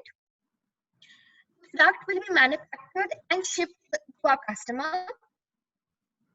They can either give the product to their grandchildren themselves or have it shipped by us. Now, the growth of this project is limitless. First, we will begin in Tri-City, then move on to the metropolitan cities, and hopefully become a pan-India company. Then we will move on to Asia, Africa, America, and so on and so forth. Now, the cost revenue model. Cost revenue model consists of production expenses, recurring expenses, and the actuals. Under the production expenses, we have the cardboard box, small box with the pen drive, and the packaging of the items, which will be rupees 300. Photo and video editing cost, rupees 1000. Pen drive cost, rupees 200. Photo frame cost, rupees 250. And the memory book cost, rupees 260. And from this, I concluded that the cost price of the product will be 2010 rupees. Now, the recurring expenses will be the sales and marketing, which will be rupees 10,000, and the miscellaneous cost will be rupees 1,500. The actuals will consist of the logistic charges and the visiting charges, which will be applicable in case help is required for data collection. Now, based on my gross price and keeping a 100% gross profit margin, our selling price would be as follows. The basic box will be rupees 4,000 plus the GST, and the twice blessed box will be rupees 5,500 plus the GST. And I hope to generate rupees 3,45,000 in the first 3 months, rupees 6,90,000 in 6 months, and rupees 13,80,000 in a year. Going by the above, my venture should yield profit from the very first order. And the silver lining is that the revenue required to start the project and the working is bare minimum, and we can kickstart under 1 lakh. Now, my competitors. My first competitor is Legacy Box. As you can see, they digitize old home movies and photos onto thumb drive, cloud, or the DVD. And if you see the minimum value product, which is the 2-item starter, they convert up to 2 tapes or 2 films or 2 sets of 25 pictures to digital. Then we have my second competitor, which is Kodak. They're doing the exact same thing as Legacy Box, but with higher prices. What am I offering that is different from my competitors? The Rasa is not only digital, but also tangible item. It offers an emotional connect by passing down precious memories, love, and blessings. Passing down a valuable family information on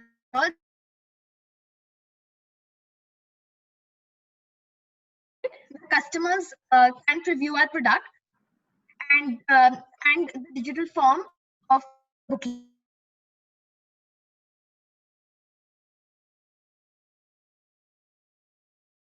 With me as I'm going to show you my website. Okay, I hope everyone can see that. Yeah. Okay. Yes. So this is how my website looks like.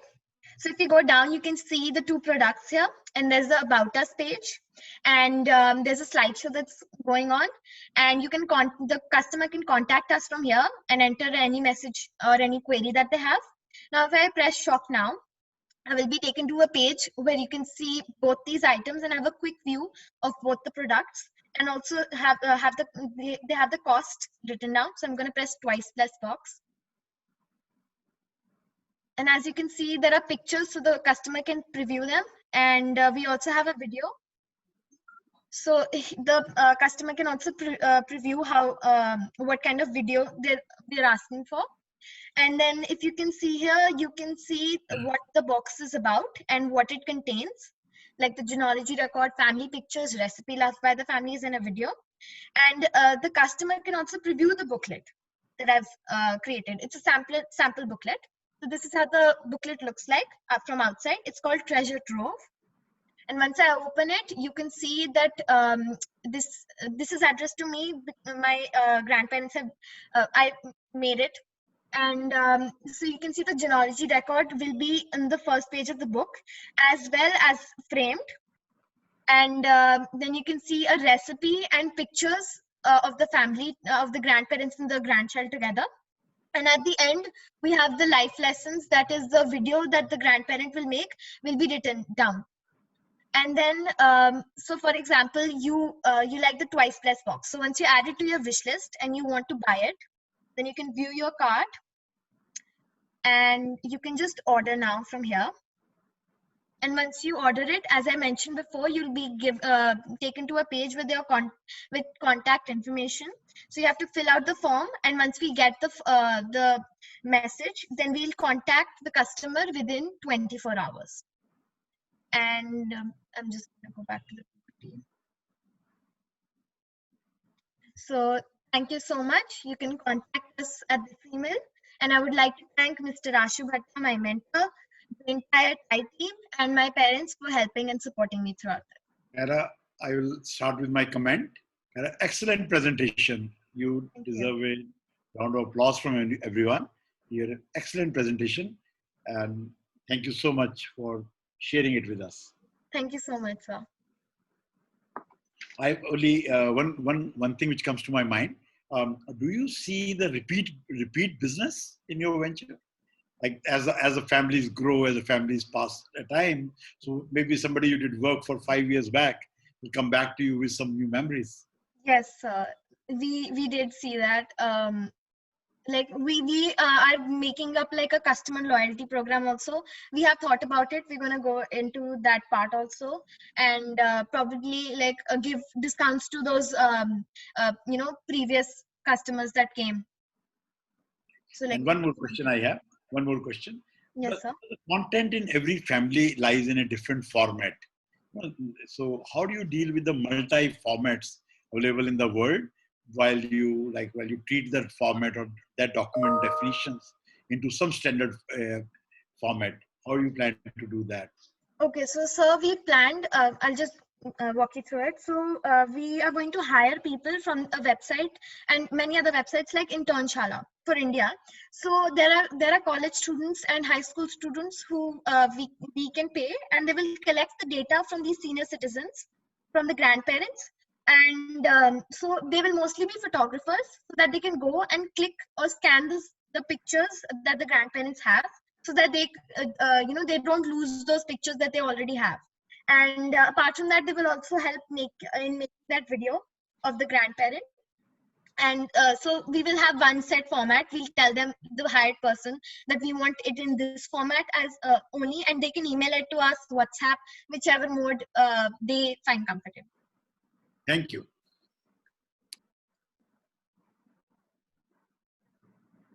Samir sir, JB sir.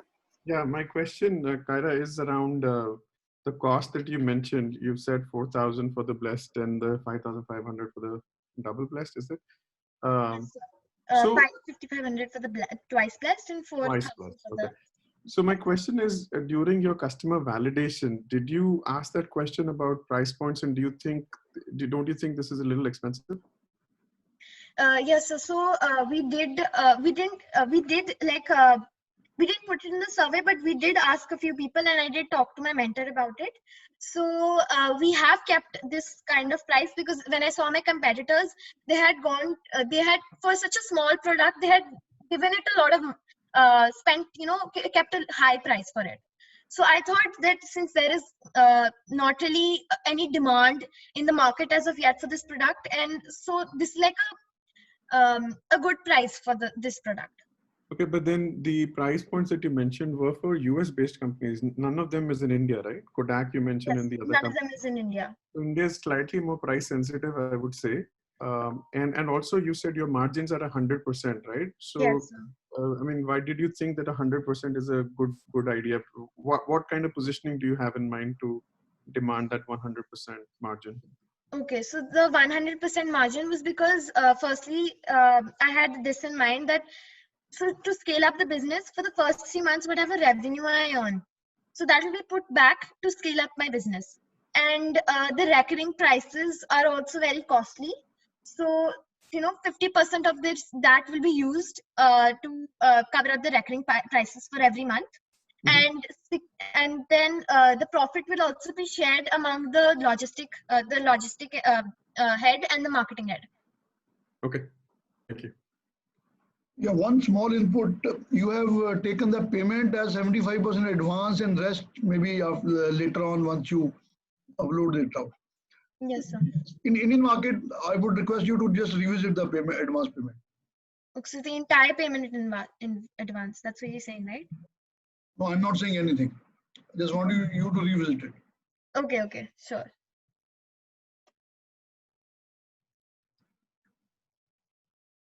Okay, those are all the questions, I think. Thank you so much, Kyra. Good presentation. Thank you, sir. Harit, can we get the next Yeah, person? yeah. Thanks, Kara Beta. We'll just get the next slide.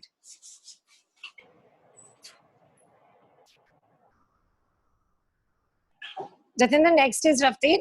Yeah. Yes, ma'am. Okay. Next is Hitesh. Raftej, are you there? So he has joined us now. Okay. Good afternoon, everyone.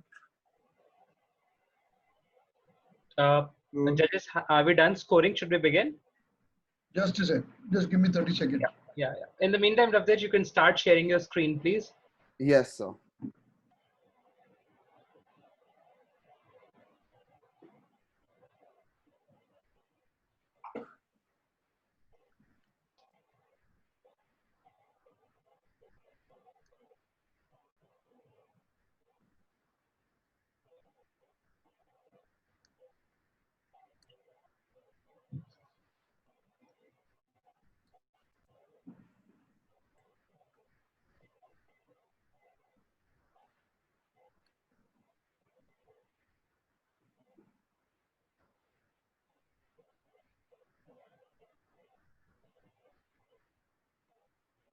I'm ready.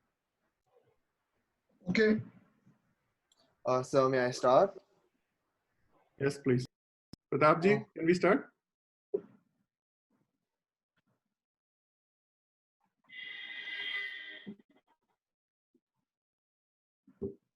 Yeah, you can start. All right.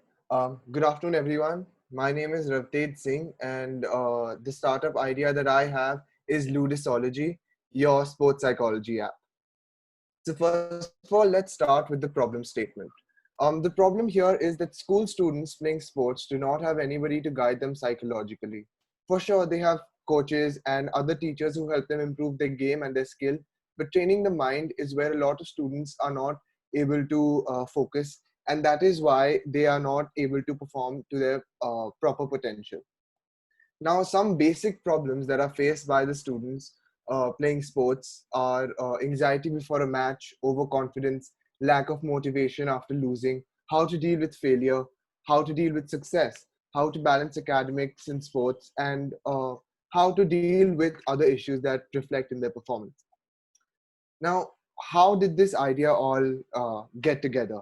So it all started when one of my closest friends, he failed to pass his nationals trial because there was a recent death in his family, and he was not able to focus. He was scared, he was anxious, and it was the last year where he could play in the under 19 nationals, and he lost that chance just because of lack of motivation and lack of focus. Even after talking to his coach, his parents, and the school counselor, he wasn't able to solve his problem, get over his anxiety, and regain his focus. So, what is the solution? The solution is on demand psychological counseling in the form of an app for school students. Now, the first question that a lot of you may be asking, that why can't the parents, the coaches, or the counselors in school help with this? Well, the answer is really simple. The coaches, the counselors, and the parents, they aren't trained to do so. Sports psychology is a completely different field, and the coaches, well, in school, they have a lot of children that they need to take care of. They have a lot of age groups, a lot of different sports that need to be taken care of, and focusing on every single child and understanding their different problem would not be possible. Counselors in school are trained in the field of educational psychology and not in sports psychology, which is very, very different. And even though they're part of the same branch of psychology. So here's how the app works. A student can log into the app, which is free to download. They put in their sport, their age, their gender, and a professional sports psychologist will be assigned to them. After that, they go to the sessions with the assigned psychologist and understand, talk, and improve their game, get their focus, all of that.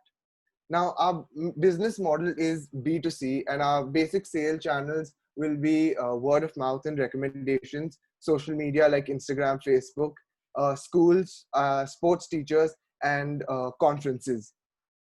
Now, some data that I gathered from a survey that I conducted in 100 students from the age of 14 to 18 is that 90% of them believe that a sports psychologist will be able to help them and will be able to help them get over whatever problems, whatever issues, whatever obstacles they are facing. And when we ask them that, would you be interested in such an app where you would be able to connect with a sports psychologist?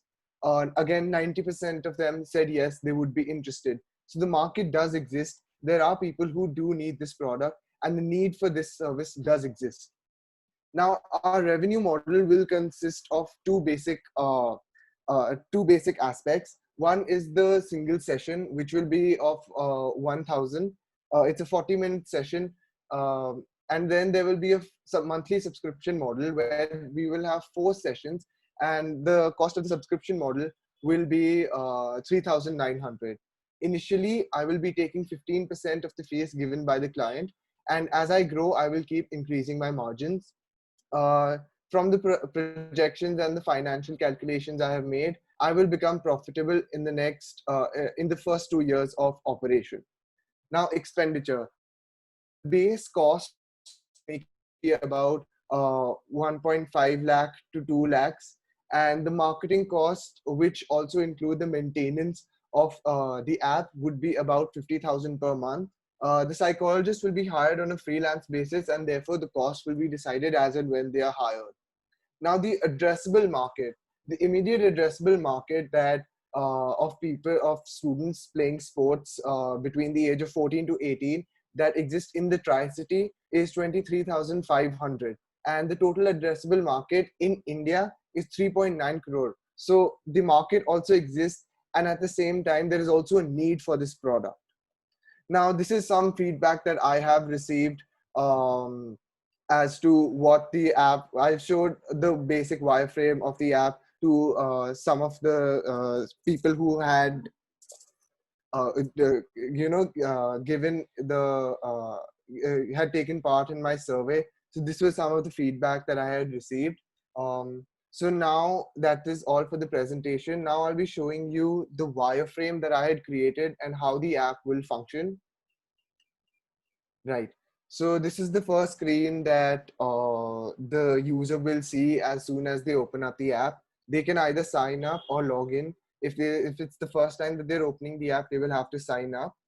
They need to give their email, name, gender, age, etc. And after that, they can choose their sport. So we have basketball, football, etc. And if there is a sport that we have not covered over here, then they can always use the other tab right here.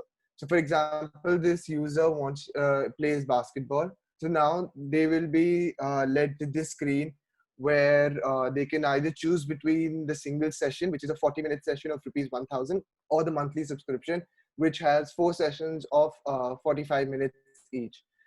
Before that, they can also look at our team. Right now, we don't have any psychologists on board. So, but as and when we do, this will change. For example, this user wants to take the 40-minute session. We click on that. They can check the psychologist. For example, they want doctor number 2. Then whatever time suits them. For example, it's 2 p.m. And then they can choose mobile wallet, credit, debit card, net banking. For example, we go to credit card, card number, name on card, CVV, validity, continue. And then they will be redirected to the landing page of whatever particular bank they are using. And after that, their session will be scheduled. So thank you. That's all I have. And I'm open to questions now.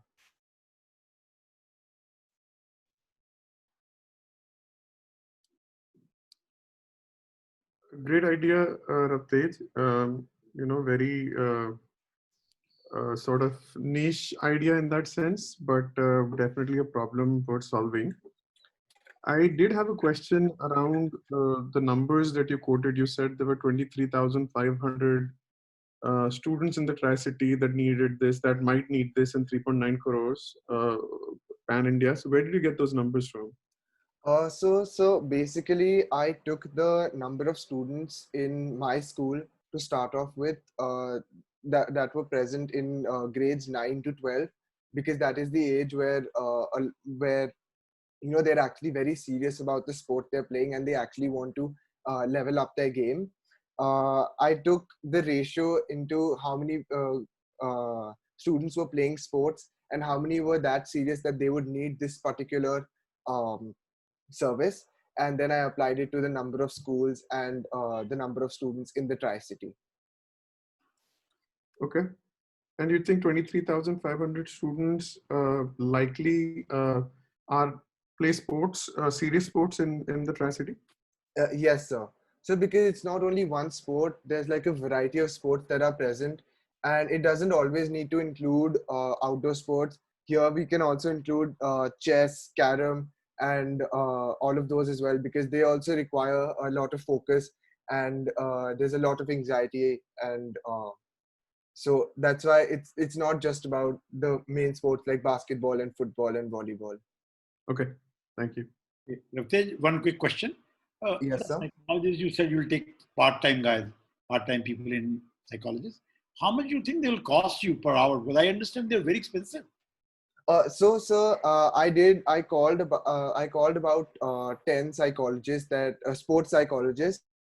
So a lot quite expensive. But considering that I will be bringing the market to them, and they won't have other costs such as rent and the cost of renting an office and the utilities and all of that. They can just continue from home. So considerably they will be charging less, and that is why. How much you plan to pay them on the ballpark? So like I said, the customer will pay 1,000 for a single session, and 15% of that I will be taking, while 85% of that revenue will go to the psychologist. Okay.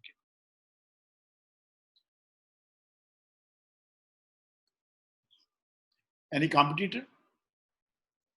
Sir, as of now, yes, there are quite a lot of competitors, but nobody in this particular category of sports psychology. There are a lot of apps which provide therapy, but there is no app that, as of now, that provides sports psychology, and especially to the audience of school children. Do you have a team, or you're just alone? So as of now, I am alone. Thank you. Thank you so much, sir. JB sir, any questions? Yeah, I just wanted to understand why he wants to limit from the age group of 14 to 18 only. This can be used for professional sports person also who are into their, I would say, professional careers. Yes, sir. Sir, but the issue over there is that they already have access to sports psychologists for the professional athletes who take part in the Olympics and the Commonwealth Games, etc. They already have, and it's mandatory for them to have a sports psychologist. So that they have a holistic development that is going on. But for for school children, that holistic development is not really focused upon, and only their skill level and the game level is focused upon, while their mental health is ignored. My only comment to that will be that not everybody makes it to the Commonwealth squad. Actually, we're trying to address a user base of athletes who basically are into this problem but don't know where to go at the initial stages. So I think the problem that we have to solve is you need to increase the total addressable market here. So either you extend from just sports to other areas for students, which you said there is enough competition. Otherwise, like JBG said, maybe you could focus more on students, but you would need to increase the total number of customers, potential customers, and hence it could be an idea, a very valuable idea across the board, not just for students. All right, sir. Thank you so much for your feedback. And they will have a better paying capacity also. Yes, So you're sir. talking about Tri-City kids, they have enough money.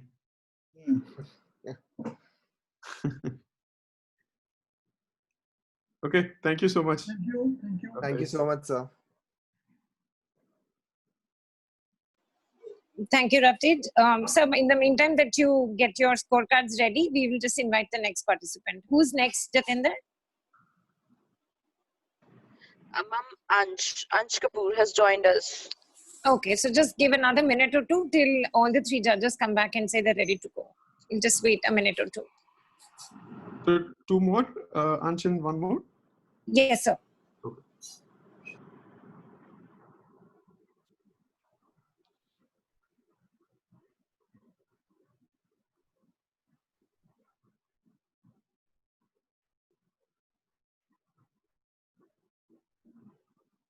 Okay, from my side. I'm ready to.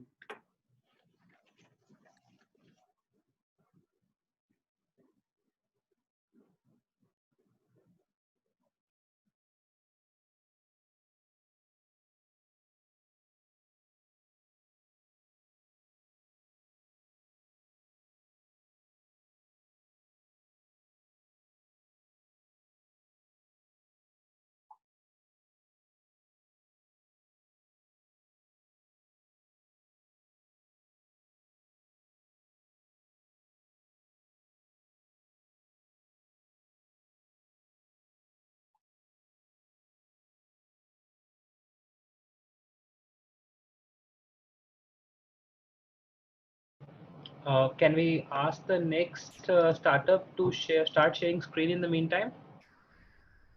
Yeah, JBG, are we ready? Yes, sir, I'm ready. Okay, go ahead, guys.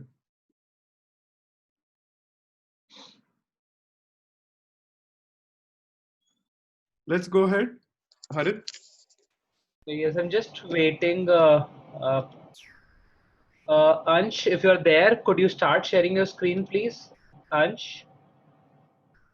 I think Harit, unmute Jatinder him. will have to just put her in the Yeah. speakers panel. Yeah, Jatinder, could you please do that? He is there in the speaker panelist. Okay. Can he Alright. unmute? Okay, he's asking in chat how. How?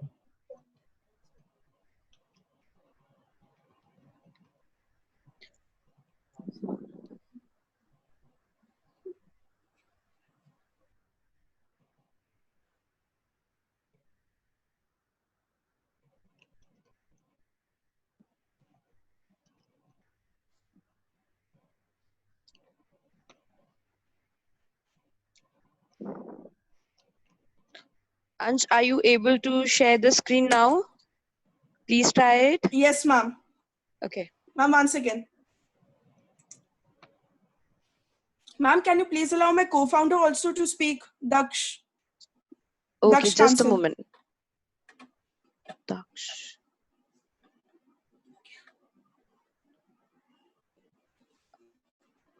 Ansh, there is no Daksh. Ma'am, Daksh Kansal or Vivek Kansal? I think we have a way council at the end. Yeah. Yeah.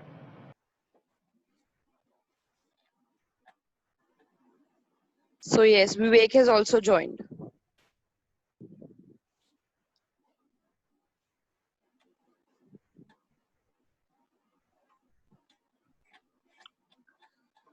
Ma'am, can I start? If Yes, he's sir. ready. Good afternoon. Yeah, please begin, Daksh. Good afternoon, everyone. Today, I, Ansh, And I, Daksh. are going to walk you through our business model, the Infinity Carpets. Affordable carpets right at your place. So the team consists of me, Ansh Kapoor. I'm the co-founder. I handle the delivery, new carpet designs and marketing because my family has a big history in the carpet industry for nearly 58 years. And I am Daksh. I'm also the co-founder. I mainly focus on the app development and maintenance and also the accounts because I intend to become a software engineer by education and I think that I have a pretty good grip on maths. So the mission statement is to make carpets accessible from the comfort of your home. Ever since I was small, I used to think that how the people living in the rural or remote areas are able to buy good quality carpets. Then came this competition. Me and my friend Daksh did some research and found out that So what we did was we took 100 people from his shops that have purchased or shown interest in carpets over the last year. So we asked them to fill out this survey. They were like 25 from Chandigarh, 25 from Patiala, 25 from Mohali, and 25 from Kharar. In the survey, we found out that the people who are in the places away from Chandigarh, like Patiala, Mohali, and Kharar, they have quite some problem in obtaining carpets of good quality because of the lack of shops of those shops over there. They have to settle for either worse quality carpets or they don't use any carpets at all, and hence the problem.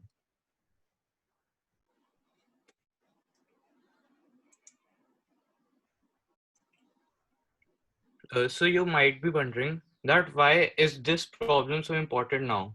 Well, in these grave times of COVID-19, people are hesitant to go out and buy the carpets. Uh, in the survey of the 100 people, we also asked them uh, that if they were willing to go out and buy the carpets for their own. About 84 of them said that they weren't willing to go out and buy carpets for themselves because they were scared of getting the disease.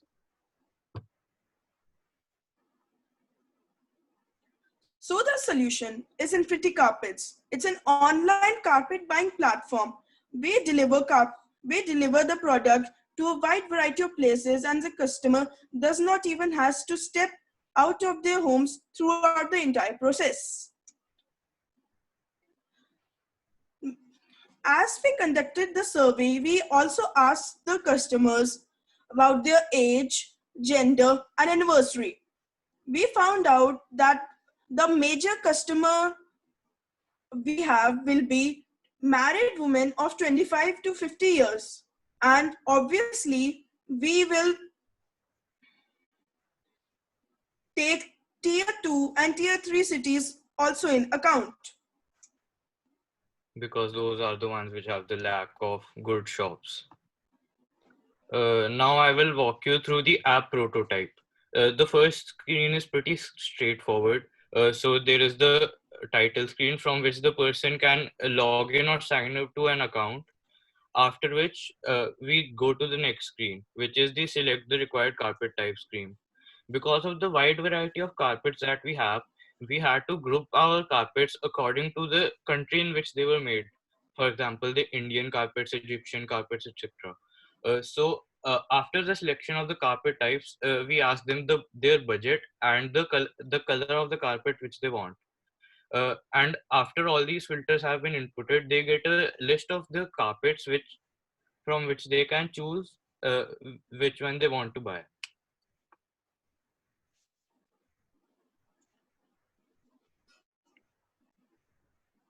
We intend to complete the app development by July 2020.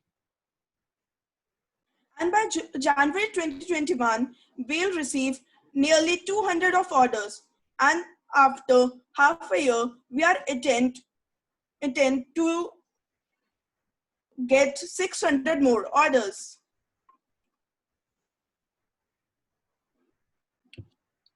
So during the survey, one of the major fears that our customers were having was the trouble which they would have to go through while buying online if they didn't like the carpet or had to return them. So considering that, we came up with this system of sending samples to their home. So they are able to check the carpets before actually buying them. Uh, this not only helps overcome their fears, but also it helps to reduce our losses, our money which we have to use in case they have to return. Also, keeping in mind the health of our customers, we we sanitize the carpets before delivering them right at their doorstep.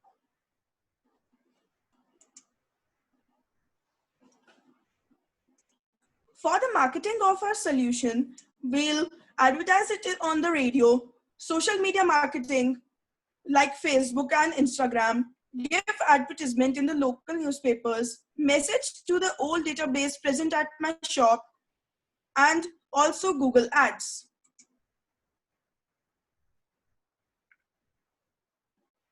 So upon comparing our model from other leading platforms, we were able to find out some things which we were good features about ourselves.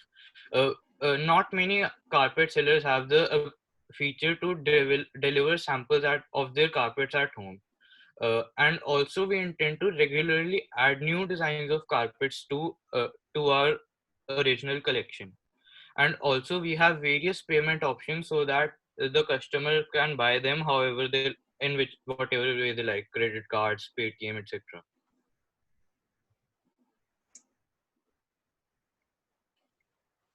So the revenue model, according to our calculations, we will be profitable in the next 3 years.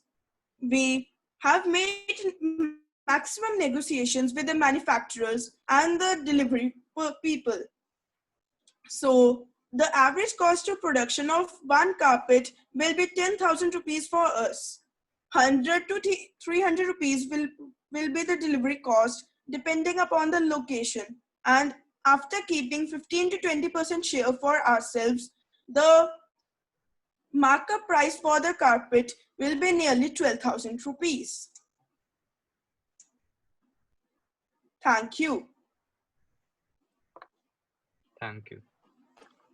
Now we are open for questions. JBG, do you want to go first?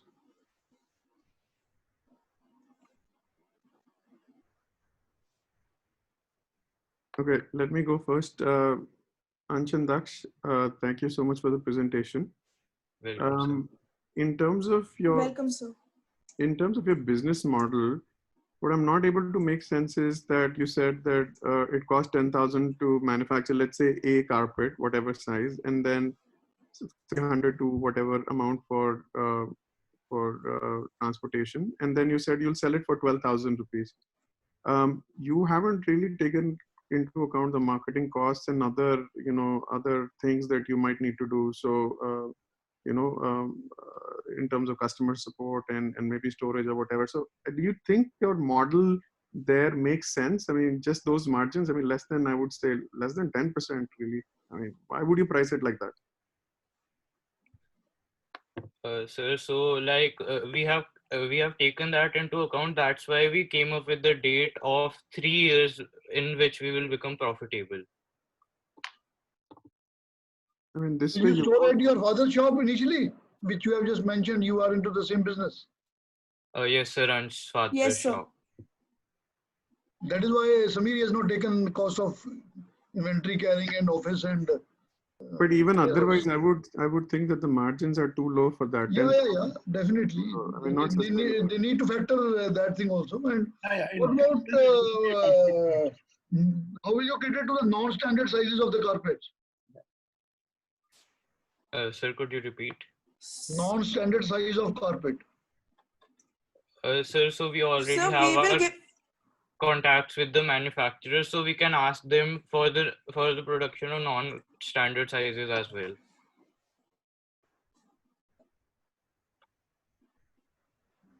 When you say samples will be sent home, did you mean the entire carpet will be sent home for somebody to check?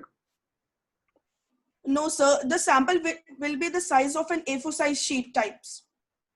So they can get the feel of the carpet. And for expensive carpets also, is that regular in the industry that they have samples? Like let's say the expensive Irani carpets or the Kashmiri carpets, are there samples available for all of them? Sir, usually people don't give samples. That's our newer idea, that we can give them samples so that they can get a feel before actually buying without actually going out of their homes.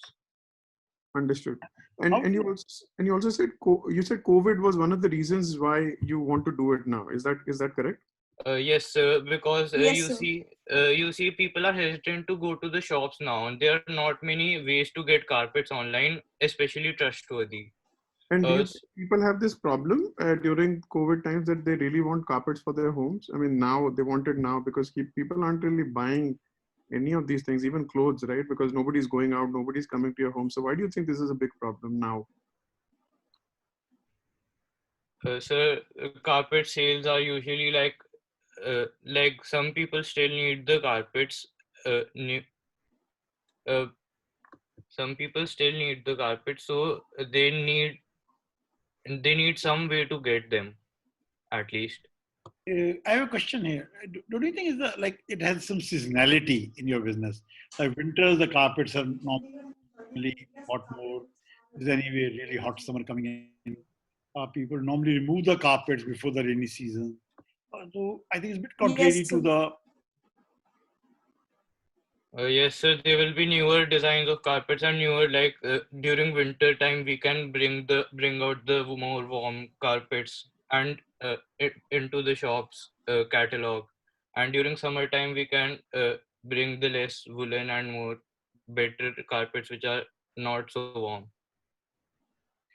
So what is the difference? How it is So, different? like the banquet halls need the carpets both in summers and winters, or a good good cabin of a office.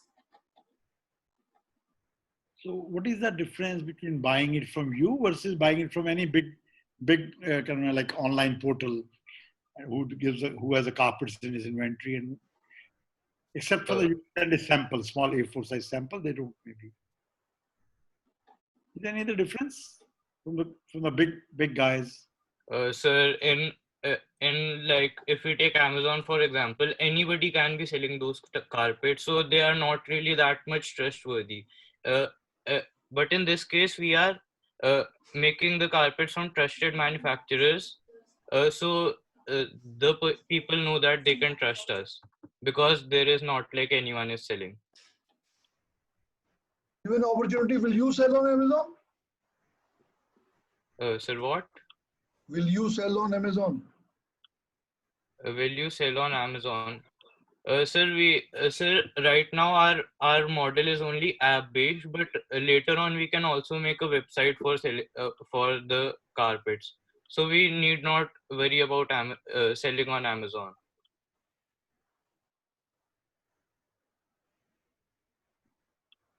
Okay, Have you thank you. built an app or a website? Anything that you can demonstrate? Sir, we showed you that prototypes images. That's all we have for now. Okay. The images of the prototype which we had made. That's all we can show currently. Thank you. Welcome, sir. Thank you, sir. Thank you, guys. Okay. Thank you, kids. We just in the meantime get the next participant ready. All three judges may please fill up the scorecards.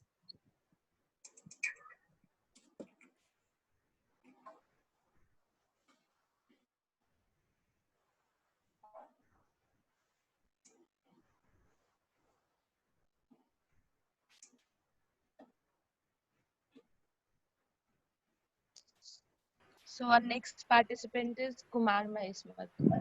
Arif, maybe you can just switch off your camera. Thank you. It's a request. Can you please allow Satvik Sharma and Anish also to turn on their mics and videos? Sure.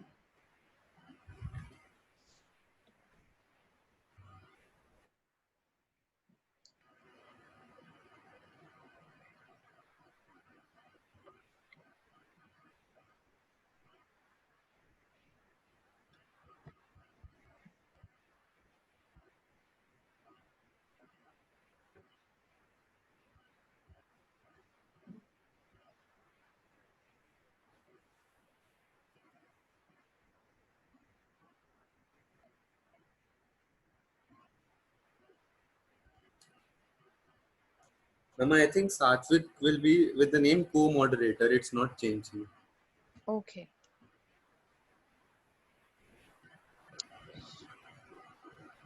They've also joined.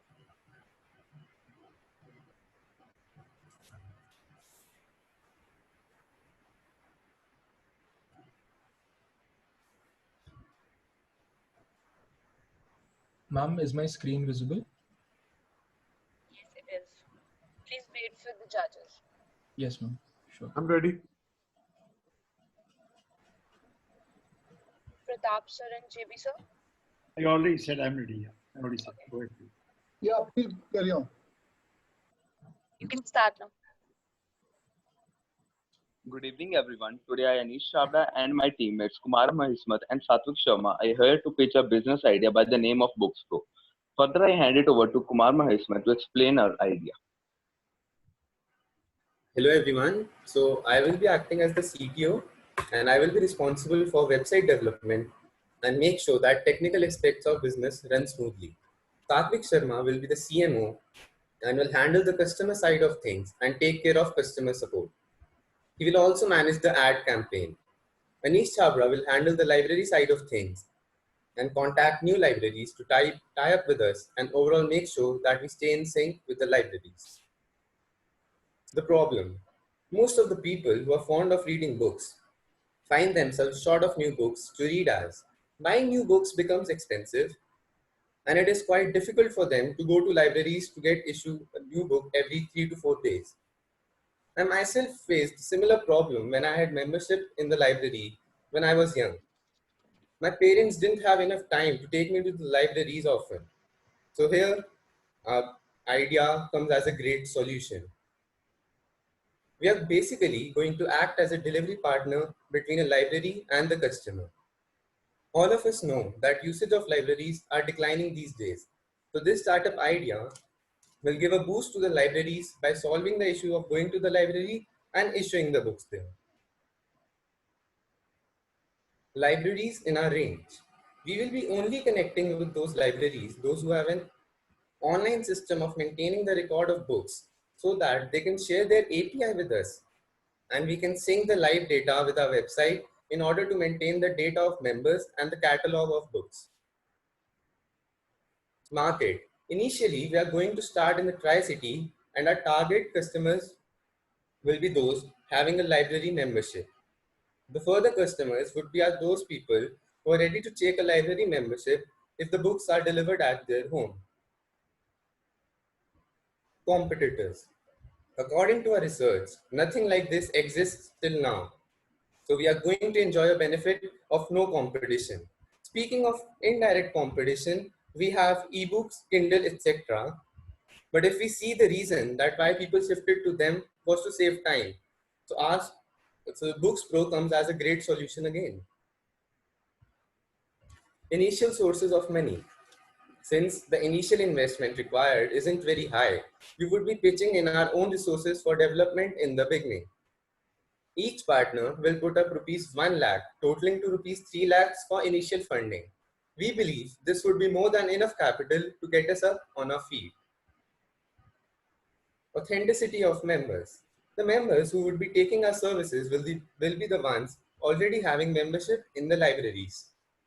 Those members would be having a special code given by the library to them, which they will enter on our website in order to ensure their authenticity.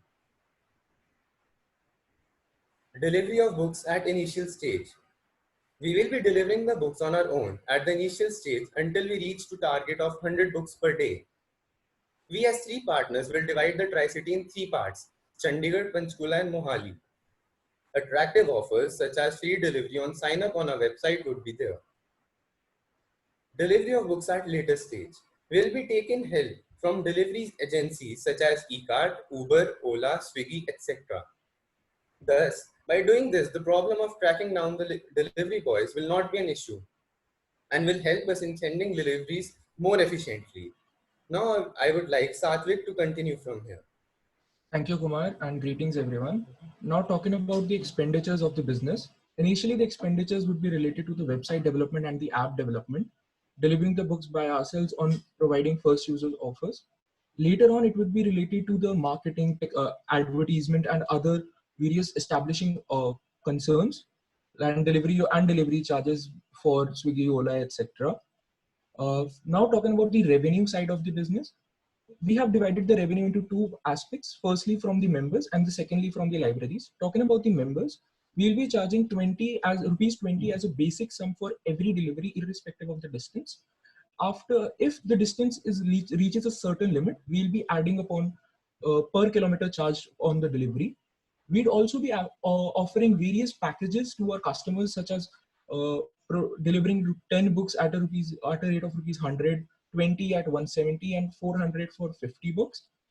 Also, we'll be offering a total annual subscription of rupees 1,000 to customers for getting 20 books each and every month. Revenue from libraries would be that we'll be charging 10% commission to the library on their subscription amount for any new member that takes their membership through our website. Now, talking about the division of this revenue, 15% cost will be directly involved in the delivery. The 30% technical advancement cost will be there. And I think that the whole team believes that the technical advancement cost is just an initial cost, and we'll recover this amount later on, and we'll be adding that to the profits. Now, talking about the 30% advertisement amounts that we'll be needing in the beginning to establish our name. Once our name is established, again, these costs will go down and our profits will rise. So initially, our profit margins will be up to 25%. But once we are on our feet and are ready to go, we'll be definitely aiming at a 55 to 60% profit margin. Now, talking about the expansion, we'll be starting with the Tri-City as a goal, and then we'll move to Delhi NCR and then to the south. By this gradual and constant growth, we'll not only gain experience, but also we'll be able to establish a name for the company. Now, talking about the product offering that we'll be offering in an increasing order, once we have enough clientele for the people to incorporate, to get books attached to them, and by the theory of habit, we'll then use online book selling also as a method for retail sellers to join us. And we'll also sell books, audiobooks and ebooks to those very special people who cannot read physical books or who don't have the habit of reading books. So we'll capture all sort of readers in the market available today. So why do we need investors? This is a very important question which I'll be catering to. In order to increase our availability and make good on the promises that we are making, we'll need funding from investors for implementation of our long-term plans. Secondly, for securing our funding projects and to cross the limitations that we are currently facing or will face when we'll be developing and moving on with the money aspects of the business, we'll need investors. Thirdly, and most importantly, the better idea and the experience that they have will help to grow not only as a company but also personally on this level. Now, talking about the fact sheet, this is the survey that we conducted of around 200 to 300 people, 100 through Google Forms and around 200 through WhatsApp and Instagram and Facebook consensuses and etc. We got not only a positive response, we got a needing response. That means that people are actually in need of our company. They look forward to have us there to help them. Around 70% of just Google Form people are already ready to take our call whenever we are launching our application. Now I'll tell you the basics of what we have prepared as a prototype. So please bear with me for a little time. Here is a basic idea of what our prototype is looking like and how our application will look like. The first step comes up the email and sign-in page, the basics. Then you can, after signing in, you can choose your library from which you want the books to be delivered based upon your preferences of distance and the selection of books that libraries offer. Then we are going to have membership numbers and membership number, which will act as an authenticity certificate for the people and for the library as well. Then we'll have the availability check of books in the library. Moving forward, we'll have the categories of books that are available in the library. And after selecting a particular category, you will get the particular books that the library offers. And after adding the books to your read list, you can definitely move on to deliver and then talk about the details of your, give the details of where you want the books to be delivered. And then definitely there is the payment methods. And the final thing is confirming the orders and moving forward with the delivery for us. On that, with that prototype, we want to add something that, as Steve Jobs once said, that it is not about thinking different, but thinking differently. So we thought differently and came up with a solution to a problem that we as students and people as adult, younger kids and everyone faces. So on that note, this was all from our side. Thank you, panelists, and thank you, other TYE members, and a special thanks to our mentor. So thank you, sir, and thank you, everyone. We are open to questions now. Please go first. Hello. Can I?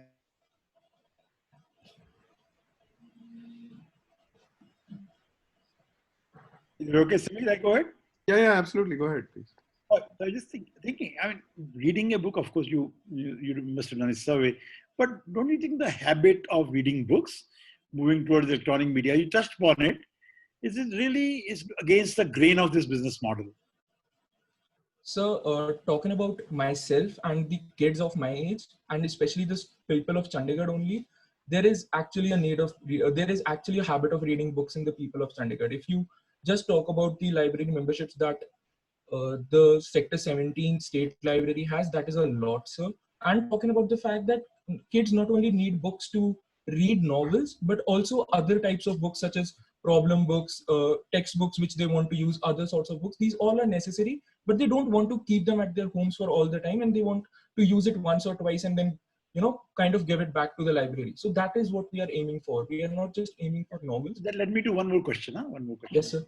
Given the exposure you or the access of information you get online on the books which are available, and the ability of these libraries to stock those books, there's always a lag in them. So I think most of the libraries solve their problem from their angle. They don't. The problem is not of the interesting and the people who are not interested, but the ability to cope up with the demand or the need of the reader. How you plan to deal with that? Because if the libraries are obsolete over a time and your customer is educating every day, so the lag will increase every day, and after a point you will be this thing will become meaningless. Yes, sir. I totally understand that question, and actually that is true to certain libraries. But sir, our aim is not only the particular state libraries that are existing that might have a lesser storage, but also to college libraries, university libraries, which update every single day. Talking about just the PU library, its record is having a constant growth of at least adding 10 to 12 books each and every week. Each 10 to 12 different books, and the copies of that books are also different. We personally talked to the PU advisors, and they also said that there is a need of books in people. Talking about the lags, if we are going to give these libraries a boost, they'll definitely come up with better books and better number of books at a shorter period of time. That will not only help them, but us also to grow and to, you know, increase our market. Maybe last question. Who is your mentor? Thank you so much. Over to you, Sabir. You have explained the process of delivering the books. Are you completing the loop by pick up and dropping the books back to library also? Because that has not been mentioned anywhere. Yes, sir. We are not only, we are doing both of them, sir. We are going to take the books, and at the date of reissuing, we are going to take the books back from the reader to the library. If he or she wants to reissue the book, if he has not completed the book in that particular time period that the library offers, he can directly increase his time from our website only. So that is also a beneficial option. And how do you take care of the damaged books by the students or subscribers? Yeah, so this was one very important question that I wanted to cater. Thank you for asking that question, sir. So the fact is that we will be giving, if necessary, the person can take a photograph. The library can have a photograph of the book before sending it to the delivery boy. And the person who is taking the charge of the book, he can also click a photograph of the book, that how the book looks from the outside and inside. And if there is any damage on the delivery boy's part, he or she will be made to pay the amount.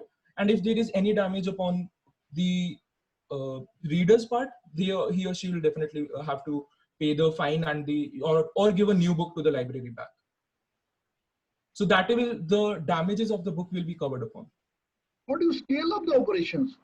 I have, like what Pratap sir also said, scaling this operation even in Tri-City will be a challenge. And you're talking about pan-India. I need to understand your process of expansion. So yes, so in the initial stages, as said earlier, we three will be dividing this job of delivering and re-delivering the books back to the library. this operation will be increased. Like the scale of how we'll deliver books will be increased by hiring agencies such as eCart, which are particularly in the business of delivering things to people from their perspective libraries or perspective shops and everything. So we'll be hiring agencies in the later stages, but initially for us, it will be when we are hitting the target of 100 books a day, we'll be hiring agencies for the benefit of us and for the company. Okay. That's Is all from there, my side. Samir, you can ask or maybe you can. sure. Is there a membership fees that you charge? I didn't hear anything on that. So initially, if you want to join the site, you can join the site and become a member of our esteemed organization. But if you want just 1 or 2 books delivered, there is no membership fee.